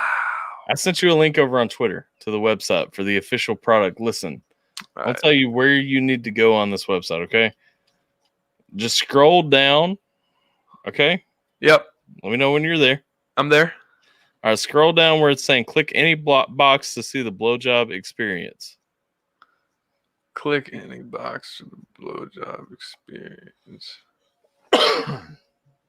Now, all the way on the right, you'll see the full AI experience. Watch what that machine does, okay? Oh my God. So I can order this right now, you're saying? You can buy that right now, yes. And they have discrete billing and discrete shipping. I'm uncomfortable with like how professional this is done. Like this is like all of the reviews 5 stars. Like I don't want to brag, but this was incredible. Like all these reviews are. How do you not give it a 5-star review? Look at what it does. 5-star review by Edgelord295. That's amazing. Modes included are full stroke, intense edge, fast edge, teasing slow stroke, top stroke, bottom stroke, top and bottom stroke, main stroke, Master Stroke, and the full AI experience where it's the okay explanation of the full AI experience. This blowjob is the crown achievement of our team of scientists. Every time you select this mode, you'll receive a unique blowjob. The machine itself will decide how to put together the techniques available to it. Speed and stroke length are varied. Like, come on, man. This is amazing. Come on, man. If I ever am single next, I know exactly what I'm getting myself. Holy fuck.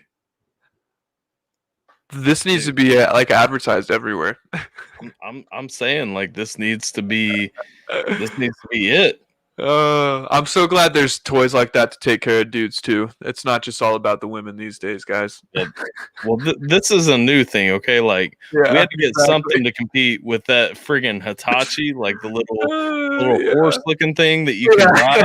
You know, like if women can jump on that, there's nothing wrong with getting your dick sucked by a robot. Nope. Oh, that's fucking amazing. I'm a stand-up all day. I'm the artist. You trying to be entertained by some what? What? Is this your verse, Gabe? Record it. Put it down. Edgelord Play a LOD. verse. Yes. Edgelord LOD. Yes. It was a 5-star review too. Promo code DitcherHo 25% off. Nice. I got to put that in now. I don't think that's a real promo code. It comes with a mouth sleeve. Like I don't know if you looked at the details. Yeah, you can get an additional one too. Yeah, you can get an additional one. Also, there's a video up at the very top. Like it's a fantastic video that you should definitely watch. I don't think I can. Oh, the little demonstration video. No, not the demonstration video. The animated promo video. Oh, like scroll up. Yes, the 2.5 minute. Yeah. Like that thing is not going as well as you'd like. Oh wow, he's like the guy's on Tinder. Is dating not going as well as you'd like? Yes. What is going on? Wow, that's so funny. Gabe wants to clarify that he said I ain't the artist. Okay. Nice. Oh man.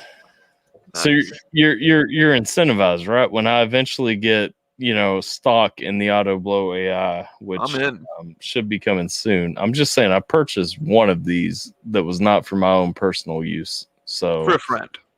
Like yeah, it was for a friend. I mean, I don't think it's that big of a secret because he did an unboxing video where he showed it. So I mean, I bought it for Steam. Okay. Nice. There you go. There you go. His wife is not a fan. Mrs. Scheme has let me know on Twitter that she is not a fan of the fact that I brought that into their house. Yeah. He has also named it Frank, and she doesn't like that very much. Wow. A very masculine name. Yes. Frank. Awesome. Touch me. Glad you're here now. Hope to see you more often. Wait, what? Oh, you're talking to Touch Me in the chat. In the context of what we've been talking about, right? That was just not. It was perfect timing. Yeah, that was not welcome. So, if you guys are interested in jumping in, give it a couple more minutes. If you guys are interested in jumping in, ask your own questions. Ask your own. I know some of y'all West Coast, Gabe, Tater. Y'all, it's still early as hell for y'all. So I know that y'all don't jump in a ton. But if anybody is interested in jumping in, jump in, get them questions and everything. I got one more. So what's going on in your CD changer, on your iPod, on your playlist, all that stuff over on in your car right now? What are you listening to? Oh man, I would probably say it's always. It's never as much hip hop as you'd think. I'm very diverse when I'm listening to like radio songs in the car, or not even like radio songs. Like there's this guy named Ryan Savaro, I think his name is, and I've only heard a few songs by him, and I love all of them. Like they're like there are artists I've never heard of. Like, so I listen to that. I'll listen to literally anything and everything. So like I can go into pop punk bag, like that old pop punk. I can go back into that G-funk in the 90s, some Doggy Style, some Road to Riches by some G-rap, you know what I'm saying? Some Big Daddy Kane, some, you know, I'll go back to even some Kool Mo D, man. Like I can really throw back to like whatever I'm feeling in that morning. Cause like I'm open about being a stoner. Like I smoke, and then whatever vibe I'm feeling when I get in the car, I'm just like, you know what? Give me this. Give me some fucking Jimi Hendrix. Like, I mean, everything and anything. Like I'm never listening to the same stuff. Like I know there's a lot of people who listen to the same shit all the fucking time. Like I've never been that kind of person. Yeah. So yeah, right now it's like a bunch of people that I don't even know if you know, like Ryan Savaro. Like I said, he's one of them. Don't know Ryan Savaro, no. What's that other name? Ryan Oakes, I think, is another one. I don't know that. Yeah, like these are all cats that I hear them on Spotify because that's what I use these days is Spotify. Yeah. But yeah, man, what about you? What are you jamming? What I'm jamming, I've got Tom McDonald. I'm trying to think because, like I said, I listen to CDs in the car. Yeah, like CDs that actually stay in the car. Tom McDonald, Twisted. I don't know if you know Twisted. Mm-hmm. Let's see, Tom, Twisted, 808. Man, I love like that poppy, like upbeat. Or not 808, 303. My bad. Oh, 303. I always do that. I remember 303. Yeah, 303. Wow. Definitely keep them up in there. Honestly, I only know the one song by them now. That one radio hit that they had a while ago. Yeah. Wow. Let's see the Helen Keller song. Yeah. Yeah. Wow, 303. That is such a funny. I love their sound too. That was a good sound. Nice. I always keep some pop vibes in my vehicle, so like Lady Gaga is a must. Hell yeah. Not even gonna knock. And then like for throwback vibes, like Aerosmith, I've got their whole damn discography in the car. You know. Yeah. So like thinking about like my top 5 most played in the car, it's definitely between Twisted Tom, friggin' 808 or God bless 303, Lady Gaga and or Katy Perry. Like I keep Katy Perry in there too. You do you like singing along to vocals? Oh, absolutely. Yeah. I'm like matching the melody and harmony and everything. I can do a mean Katy Perry. Okay. Oh shit! Did you ever listen to Mod Sun? No, I don't think so. No. That's like an alternative right now that I'm listening to a lot. Like a lot. I'm listening to a lot of Mod Sun. Yeah. Mod Sun. Like MGK told me, Mod Sun. Yeah. No, I love Mod Sun. There's a song called Karma that he has that I fucking love because it's like one of my favorite things to sing along to, other than like female vocals, is like a crowd chant of yelling. It's like a crowd of people yelling. I don't know how else to describe it, but it sounds so dope. I don't know how I misunderstood you when you initially said that. Mod Sun is fantastic, man, for real.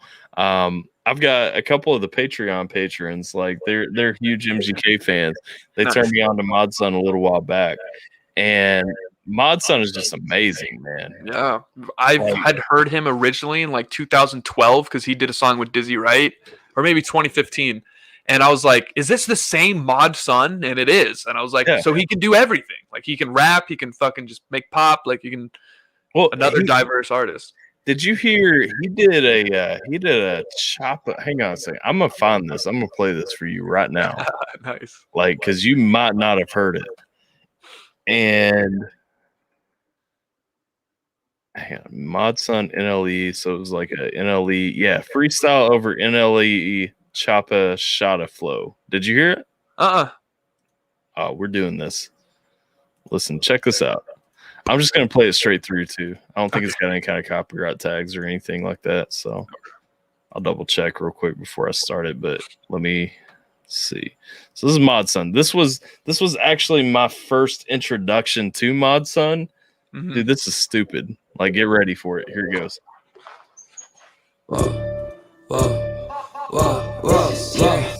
this is me back on my hippie shit. If I like the beat, I steal it and kill the shit. I'm a menace to society. Y'all are the reason that I have anxiety. Y'all got these big old numbers on Spotify, but no fans, and that's irony. I seen your ticket sales, it's not inspiring. Someone been paying for plays. That's why I call cap on all that, okay? And this is coming from we're wrapped in a minute, but I get it. I gotta finish my timing is terrific. Every day the world is looking different, difficult to get someone to listen, and I get it. So I'ma make you take a little intermission. This is what it takes to get a little intervision. This is my position. I'ma meet the opposition with a little competition. Pull up with the top, it's missing. All your sins are all forgiven. Ooh.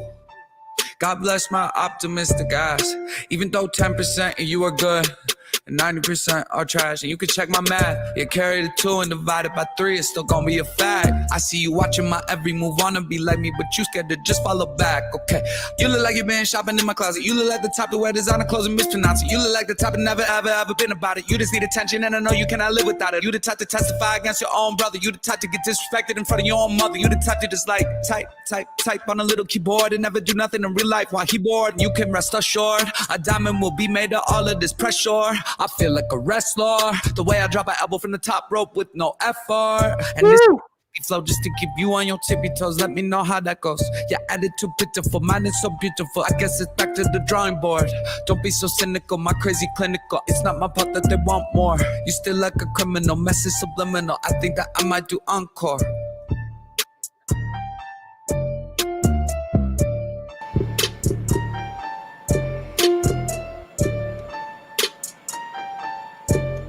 Bodied it. Yeah, That was dope. Yeah.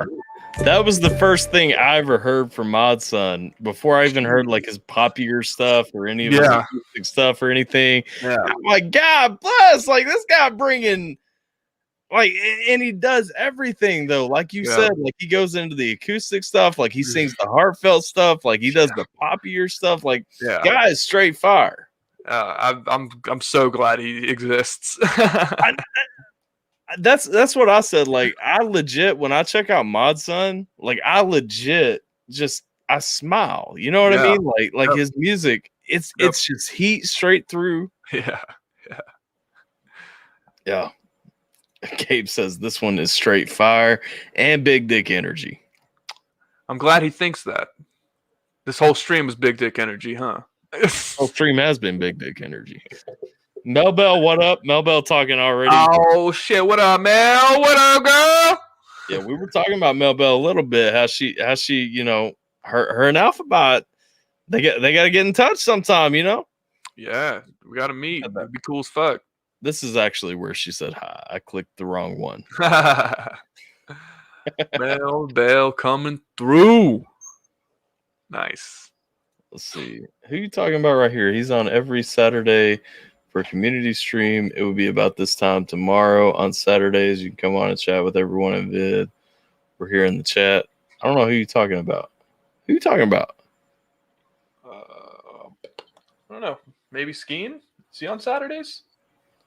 I mean, Scheme jumps in a lot on our community streams. It always ends up being at a bad time. We're talking about like really, really awkward things. But yeah. Hey, that's just the way the vibe goes. Listen, like first time he came in, it was like there was a dude wanted to drop a rap. Do you know Peerless Recordings, the reaction channel Peerless Recordings? Yeah. So Peerless was up in here. It was me. It was Sweeney TV, a couple other reactors and stuff, and a couple other people. I think Jason was up in here. I can't remember who else. Scheme jumped in because Jason was talking smack, you know, and Scheme jumped in, and then like Peerless threw out like this idea about making a TikTok. Well, this other dude started rapping. Like he ended up dropping a hard R with the Confederate flag in his background, and Scheme's like, you know, everybody was like, whoa, whoa, whoa, and then like that Peerless in the background. Peerless is like, you just ruined the TikTok, man. It's like super calm, like Uncle Peerless over there in the background. Yeah. Like, see, it's interesting because there is like it's like, when is it okay for it to be funny type of thing? Because it's like a comedian could do that and you would laugh at it, but if it was someone who's just a normal dude and does that, you're like, You can't do that, bro. Yeah, that guy, I swear too, like when it happened, like that guy did not see what had happened that had raised any eyebrows or anything. Like everybody is just like, whoa! Yeah, Like, he's it's a just bunch so of white, oblivious. it's a bunch of white dudes on camera. You got a Confederate flag hanging up behind you, like nah, Oh man, yeah. you cannot be about that. Nope. Let's see. This one is straight for. Oh, I already got that. Hey, okay, we will. Mel Bell's saying y'all got to link up. Oh yeah. Someone say big boy PP. Yeah, we said big boy PP. We said that we were talking about that big dick energy. Hey Mel, let's see. I was talking to Touch Me about finding your channel and liking the vibe. Oh, about that this comment earlier. I got you. Okay. Forgot touch me was the name in the chat right now. Touch Me responded and said, "I'll be here, make my days better." Hey, come anytime, Touch Me, for real. That's That funny. still sounds awkward when I say that. JV, you always do that. Let it go, let it go. Nah, I already did that live cover. Listen, okay, so I want to clarify for anybody who watched me do that song live. Number one, I had a Wii Ski mask on, so my voice was not coming through clearly. Number two, I was using my falsetto because I didn't know how to sing that song. But I got a banging. I have a video. I might put it up. But I have a video of me actually singing that song in my regular singing voice. Listen, if we ever go back to Let It Go, we gonna kill it. Okay? The singing. I'm here for it. Man, I'll tell you, like, they put me on the spot. They were super chatting for me to sing Let It Go. And it was during Wii Scheme Takeover week. So I had the Wii Scheme mask on, which doesn't fit my damn face to begin with. Like, Scheme's got like that tiny head or something. Like, I don't know what's going on, but I bought a Wii Scheme mask. Yeah. And like it comes either to here, like going up to here. Like, it just don't work. You know what I'm saying? And so I'm sitting here anyway, like trying to live inside this mask. And I'm like, you know, trying to go to the falsetto just to hit what the notes are supposed to be and stuff like that. It don't work. Yeah. So that's funny. The mask ruined it. Yeah, the mask ruined it. And then like, but nah, man. Whenever we get around to, whenever y'all feel like you ready to hear it, I'm just saying, it's heat. I'll be around to witness that one, hopefully. I don't know. My wife earlier let me know that there's apparently one key part of the song where I'm not very free. Oh, gotcha. where it says, "But now I'm free" or whatever. Like she's like, "You don't sound very free."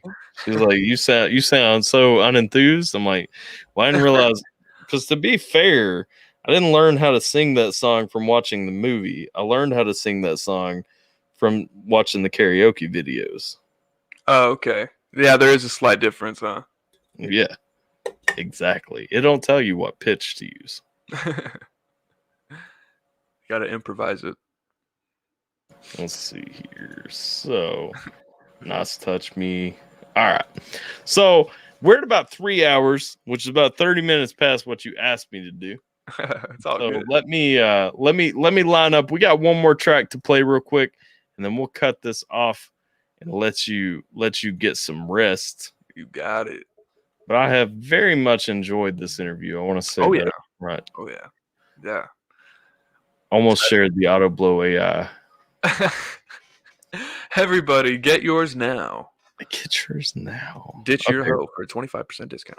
So we're going with Damage. Now, is Damage, talk to me about Damage before we check out this track. It's from June 4th, 2020. The last one we hit up was from November 16th of 2020. So we're going a little bit older right here. Yeah. What's up on Damage? This one, so this was made by a producer who I really love, and it's Born Hero. That's a producer, and this instrumental is just so. I mean, it. When I say like the beats, like earlier, they really bring out what the song is going to be. Like, this song is one of those songs where it just fucking came out of me so easy and fluent, and it's a really deep song about kind of just like my introspection and how much fucking I mean, a lot. Like, I mean, there's every line is a new fucking thought that gets deep. So, but this is just a song that really, it was called Damage, so I called it Damage. Like the beat was already called Damage, so that it's not like this is something where it means, you know, something deep about like the title being like it hurts or something. Yeah.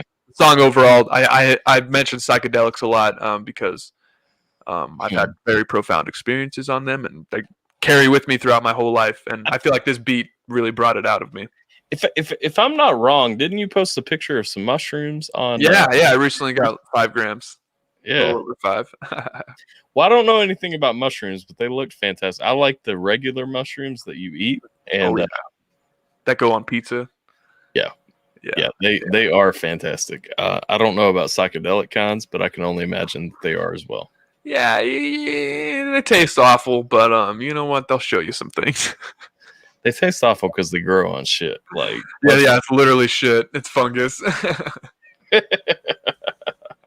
And you're still good with that. Oh well, I mean, yeah, dude, that's beautiful, unfiltered earth right there. It's like the most definition of natural beauty. Eating the dung of a cow. Right on. Hey, no hate. Have you had any psychedelic experience? I live in Kentucky where marijuana is not legal, so no. Hey, Arizona only just made it legal the other couple months ago, so it's about who you know. Legally, no, I have not. But you know, shameless plug. If you guys go to coolahawaii.com and use the promo code AlphaTyler at checkout, you will get 25% off of your CBD products, including Delta 8 gummies, CBG gummies. If you guys are interested in any of the outstanding products here, we have CBD gummies right here with the peach rings. You know, we got the CBG sour gummies. If you guys are interested, there are also some flowers right there, both Delta 8 and just CBD variants, as well as cocoa beans, break off bars, all kinds of things for your needs. coolahawaii.com. There you go. Smooth plug. I've had no psychedelic experiences. Yeah. They're beautiful, man. In Kentucky, the only way they only go underground against the law when the liquor is banned. Absolutely. I mean, moonshine is still a thriving industry, and the liquor isn't even banned anymore. So moonshine. Yeah, I never thought of that before. That's pretty funny. Most of the moonshine comes from Kentucky, so apparently we do go underground every now and then. And I'm not saying I know anybody who makes some, but if you ever come to Kentucky and want some apple pie shine, gosh, that would probably destroy me, man. I never drink.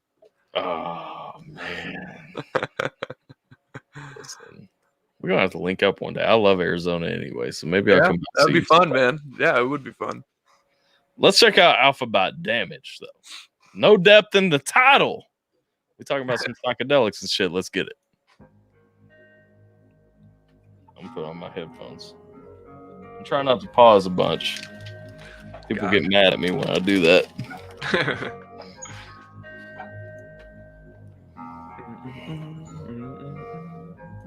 Yes, Gabe. It's vegan, yeah. Tell me, can you see the damage? How my dreams abandoned, now I'm left single-handed like a baseball. Mid-branded on my face fall, bet the taste up on plates all. Bet you'll say, what a great call. I'ma take y'all through the ringer, then it's break like a paintball. Allegory of the cave where betrayed solve. Any question that you may or you may not ever thought of doesn't make you a slave son. This is how I struggle anytime my brain waves drop. 80 gauge G, my thoughts are running rapid in a circle overlapping, tripping over verses that I wrote way back when what happens on my mind. I need a train, not debate. God felt him in my life, it's a shame. Only time I feel him when I'm on a psychedelic. Keep on writing, time it might develop. I'm a shaman, not a psychic. My blind sight will swell up. This the year of hindsight. My mind's eyes repellent. Bro, I'm gonna be real listening to you right here. Like, this don't even sound like you.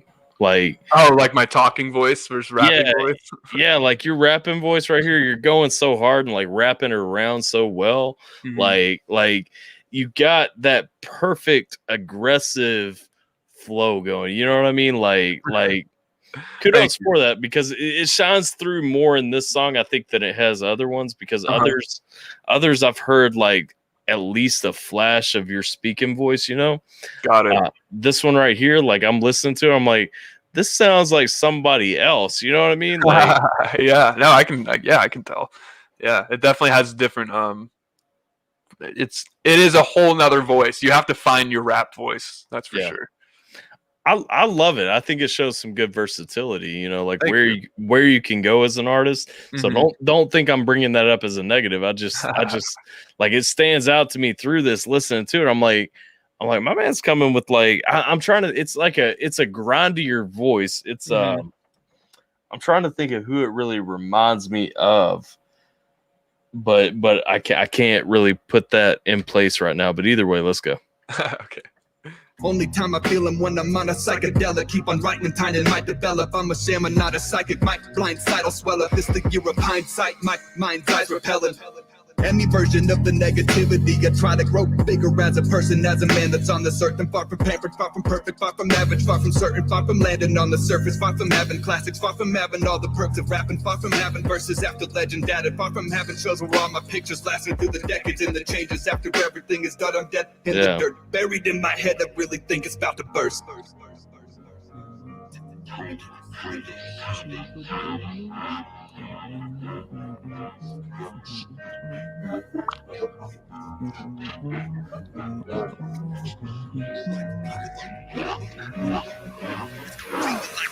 It's kinda seeming like I'm in a dream, or I compete with life. I'm never winning, see it beats me, I deceive the eye. The reaper swings at other people, why? Cause I'm at even with my demons try. You see, I'm the leader, there's no evil hiding. My cerebral writings give me power, there's no equal fighting. In the futurology, what have you provided? In my suit and tie with no excuse to lose if you would die. So who's divided? Tune into my music, truth supplying. I'm the loose truth divided, bottled up, truth combined. Thoughts keep looping, you and I can form a bond and fuse it till our pupils silence. Turn the mucus soon ignited, take this feeling, unify it. I'm a loony, moody writer, I should write a movie about my life, cause you reminded me that through this life there's only few who fight for me. I swear it's true the irony, cause I would go through a walk for you, just for you to see the side of me.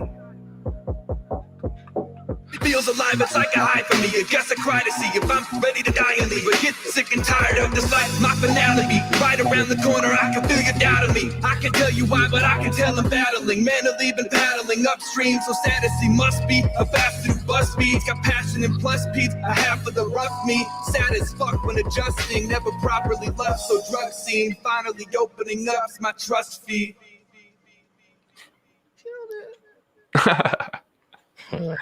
Yeah, that was early on. That was like one of the first things I made at that home studio.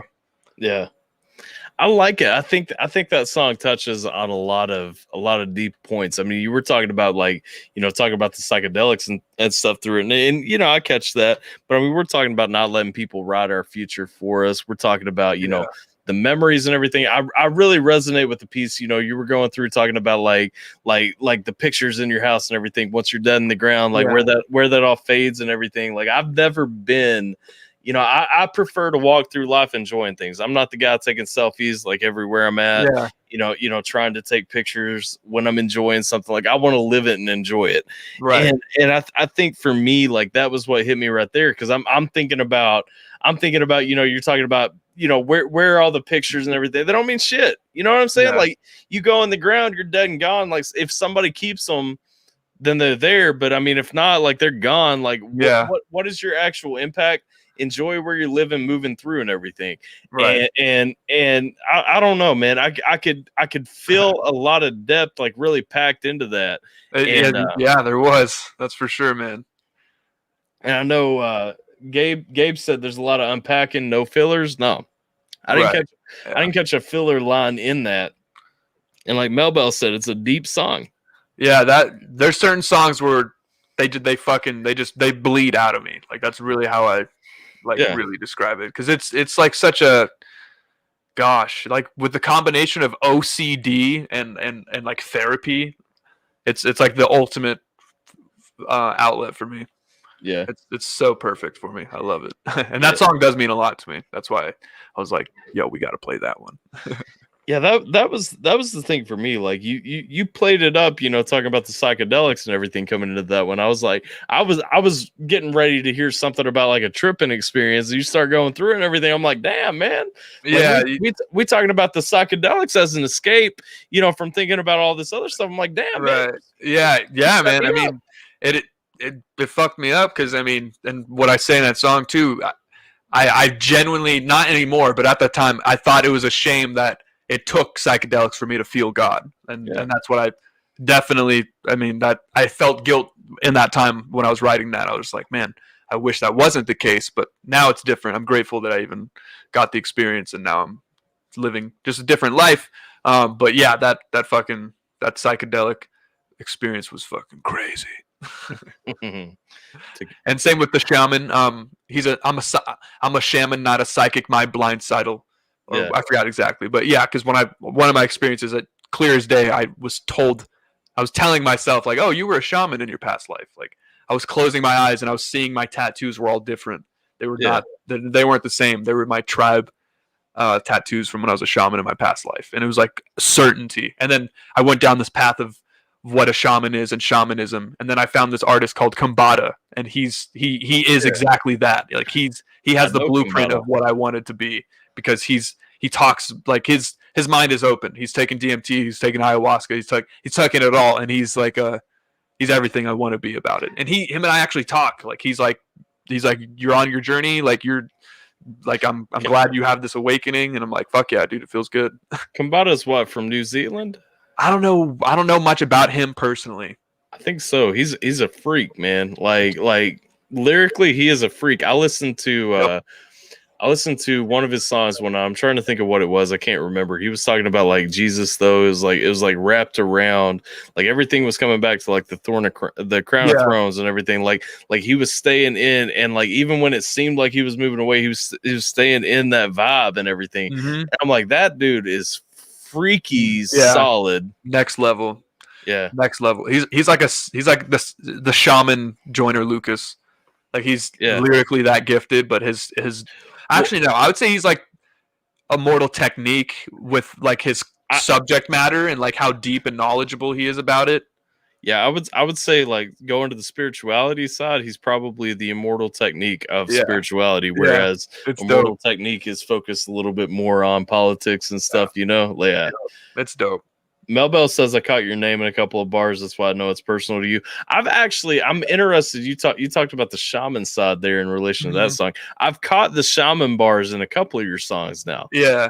And I hadn't really highlighted on it because I just kind of thought it was more of a, like a passing thing, like something you go back to and stuff like that, Mm-hmm. But hey, like that. Yeah, it's a real connection for me. Absolutely. I get that. Yeah. A shaman in his prime. A young and OCD. Yeah, like there's a lot of fucking shaman bars I like to fill in there. Man, we gotta have like a whole other conversation sometime about like, because you brought up a couple of things. I don't know if you know this about me. I've got a bachelor's degree in history. My minor was in religion. I did my senior seminar on Norse mythology, and so like I've done a lot of like studying into the mythology and everything. And my family comes from a lot of druids, like Celtic druids and stuff like that, like my actual lineage and stuff. So like we got like tons and tons of follow-up conversations that we could just pull up out this bitch, man. Yeah, like, for real. We do. I keep looking through here and I'm like, should we talk about that? No, we don't have time to talk about that. Cause like, I mean, going in and talking about like the shamans and everything, talking about like tattoos being like your past tribe tattoos and stuff like that. Like, I'm like, bro, it was crazy. We'll have a whole discussion about it, man. Cause I'm telling you, like my life has never been the same since mushrooms and acid. Like those have both fucking changed my life. Shrooms told me I was a shaman. Acid let me know that God is like in cahoots with me, like watching over me. Like that's how fucking pure and powerful those experiences were. That's what's up, man. Like I feel lucky. I found God, never tried acid, but like hey, that's how you find them. Everybody's got their path, man. Like yeah, exactly. Everyone. Yep. I feel special. That's for sure. See, Gabe said right here, did someone say Immortal Technique? We did. Yeah. I know Gabe's geeking out. Freaking out. Yeah. Dude, Think weird. Immortal Tech, when he went on that new Ari the Rugged Man album, ooh, Immortal Tech and RA together are fucking Heat. masterpiece. Yeah, I mean, They can both rot like a bitch, man. So like, yeah. and it was none of it was bullshit. It was all fucking important, like meaningful messages. It was not like just like that's what RA's always been about, though. Yep. It's always been about that. Let's see. Sweeney says, I think we are witnessing a bromance in its early stages. I think it's developed over the last 3.5 hours. Like, we're brothers, okay? It's just what it is. yeah. Gabe says, so true. Let's see. Sit back and try not to touch yourself, Sweeney. That's gonna be a challenge. Sweet TV, so true. Let's see. Only for you, Gabe. Oh man, y'all got a bromance going. Shaman Talk is gonna have to be safe for Alpha Tuesdays. Yes. Alpha Tuesdays, yep. Yes. Yes. Drugs are bad, okay. Most debatable. Okay. Everyone sit down, Kyle. Touch me. I'm Indonesian, by the way, so I want to ask, from the many videos of your react from Indonesia, what's your favorite bit? For me? You talking to me? I don't even know. Like, probably either Lathy from Weird Genius or one of Alfie Rev's tracks, like the Beauty of Indonesia track that he threw out there.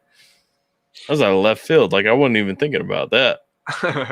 But hey, right on.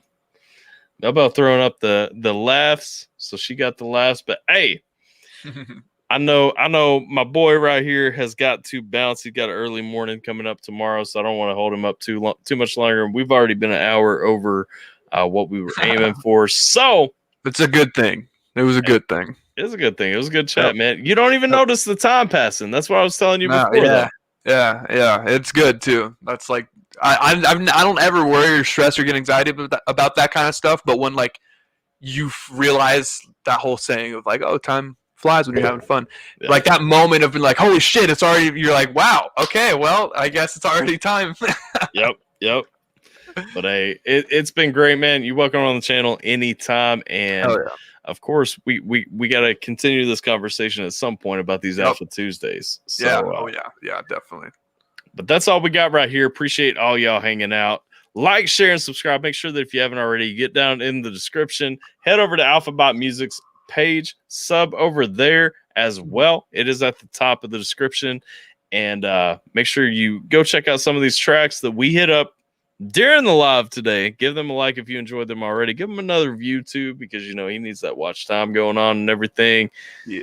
So get over there. See y'all tomorrow. Yes, actually, I'll see y'all in about probably 15 minutes because I'm gonna continue playing the Dragon Ball Z on a live stream tonight, probably for a very short stream. I saw that last night. Yeah. Kakarot. Yeah, I didn't even realize that was a thing until the other day, and then I bought it, and I was like, hell yeah, like this is my whole damn childhood in a game that I want to play.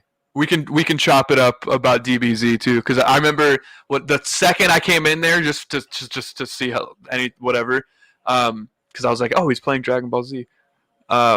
You were like, I like how it's open and it's not like Budokai where you just are forced to like fight. And immediately I was like, I wonder if this guy's played Dragon Ball Z sagas or not. Because if he has, that's the only conversation I need to have with him about Dragon Ball Z games. Because sagas was my favorite game. Oh man, we have some chats. Listen, yep. Sometime where the hell? No, it's like hidden because I moved a bunch of shit. Sometime I'm gonna show you how. You know what? Hang on. Entertain the chat for a minute, pretty guy. All right, so what we're going to do here, folks, now, or I wouldn't turn my video off. We're going to discuss, okay, he's not wearing pants, so we're going to talk about how hairy his ass is. AlphaTyler's ass is so hairy. Let me explain. We had to actually take the trimmer for hedges. You know how when you trim the hedges on your front lawn? We had to use that on his ass because we were getting the alpha insignia on his tattoo.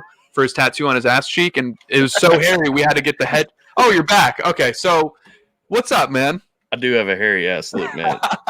This is how far back we go with the DBZ. Okay, like this is the Japanese release. Oh, of nice. I want to say like the all of them. Cell, Wow, what game is that? This is I don't even know the damn name for it. Like it's one of the old like That's PlayStation 1. yeah, it's like the original That's dope. PlayStation.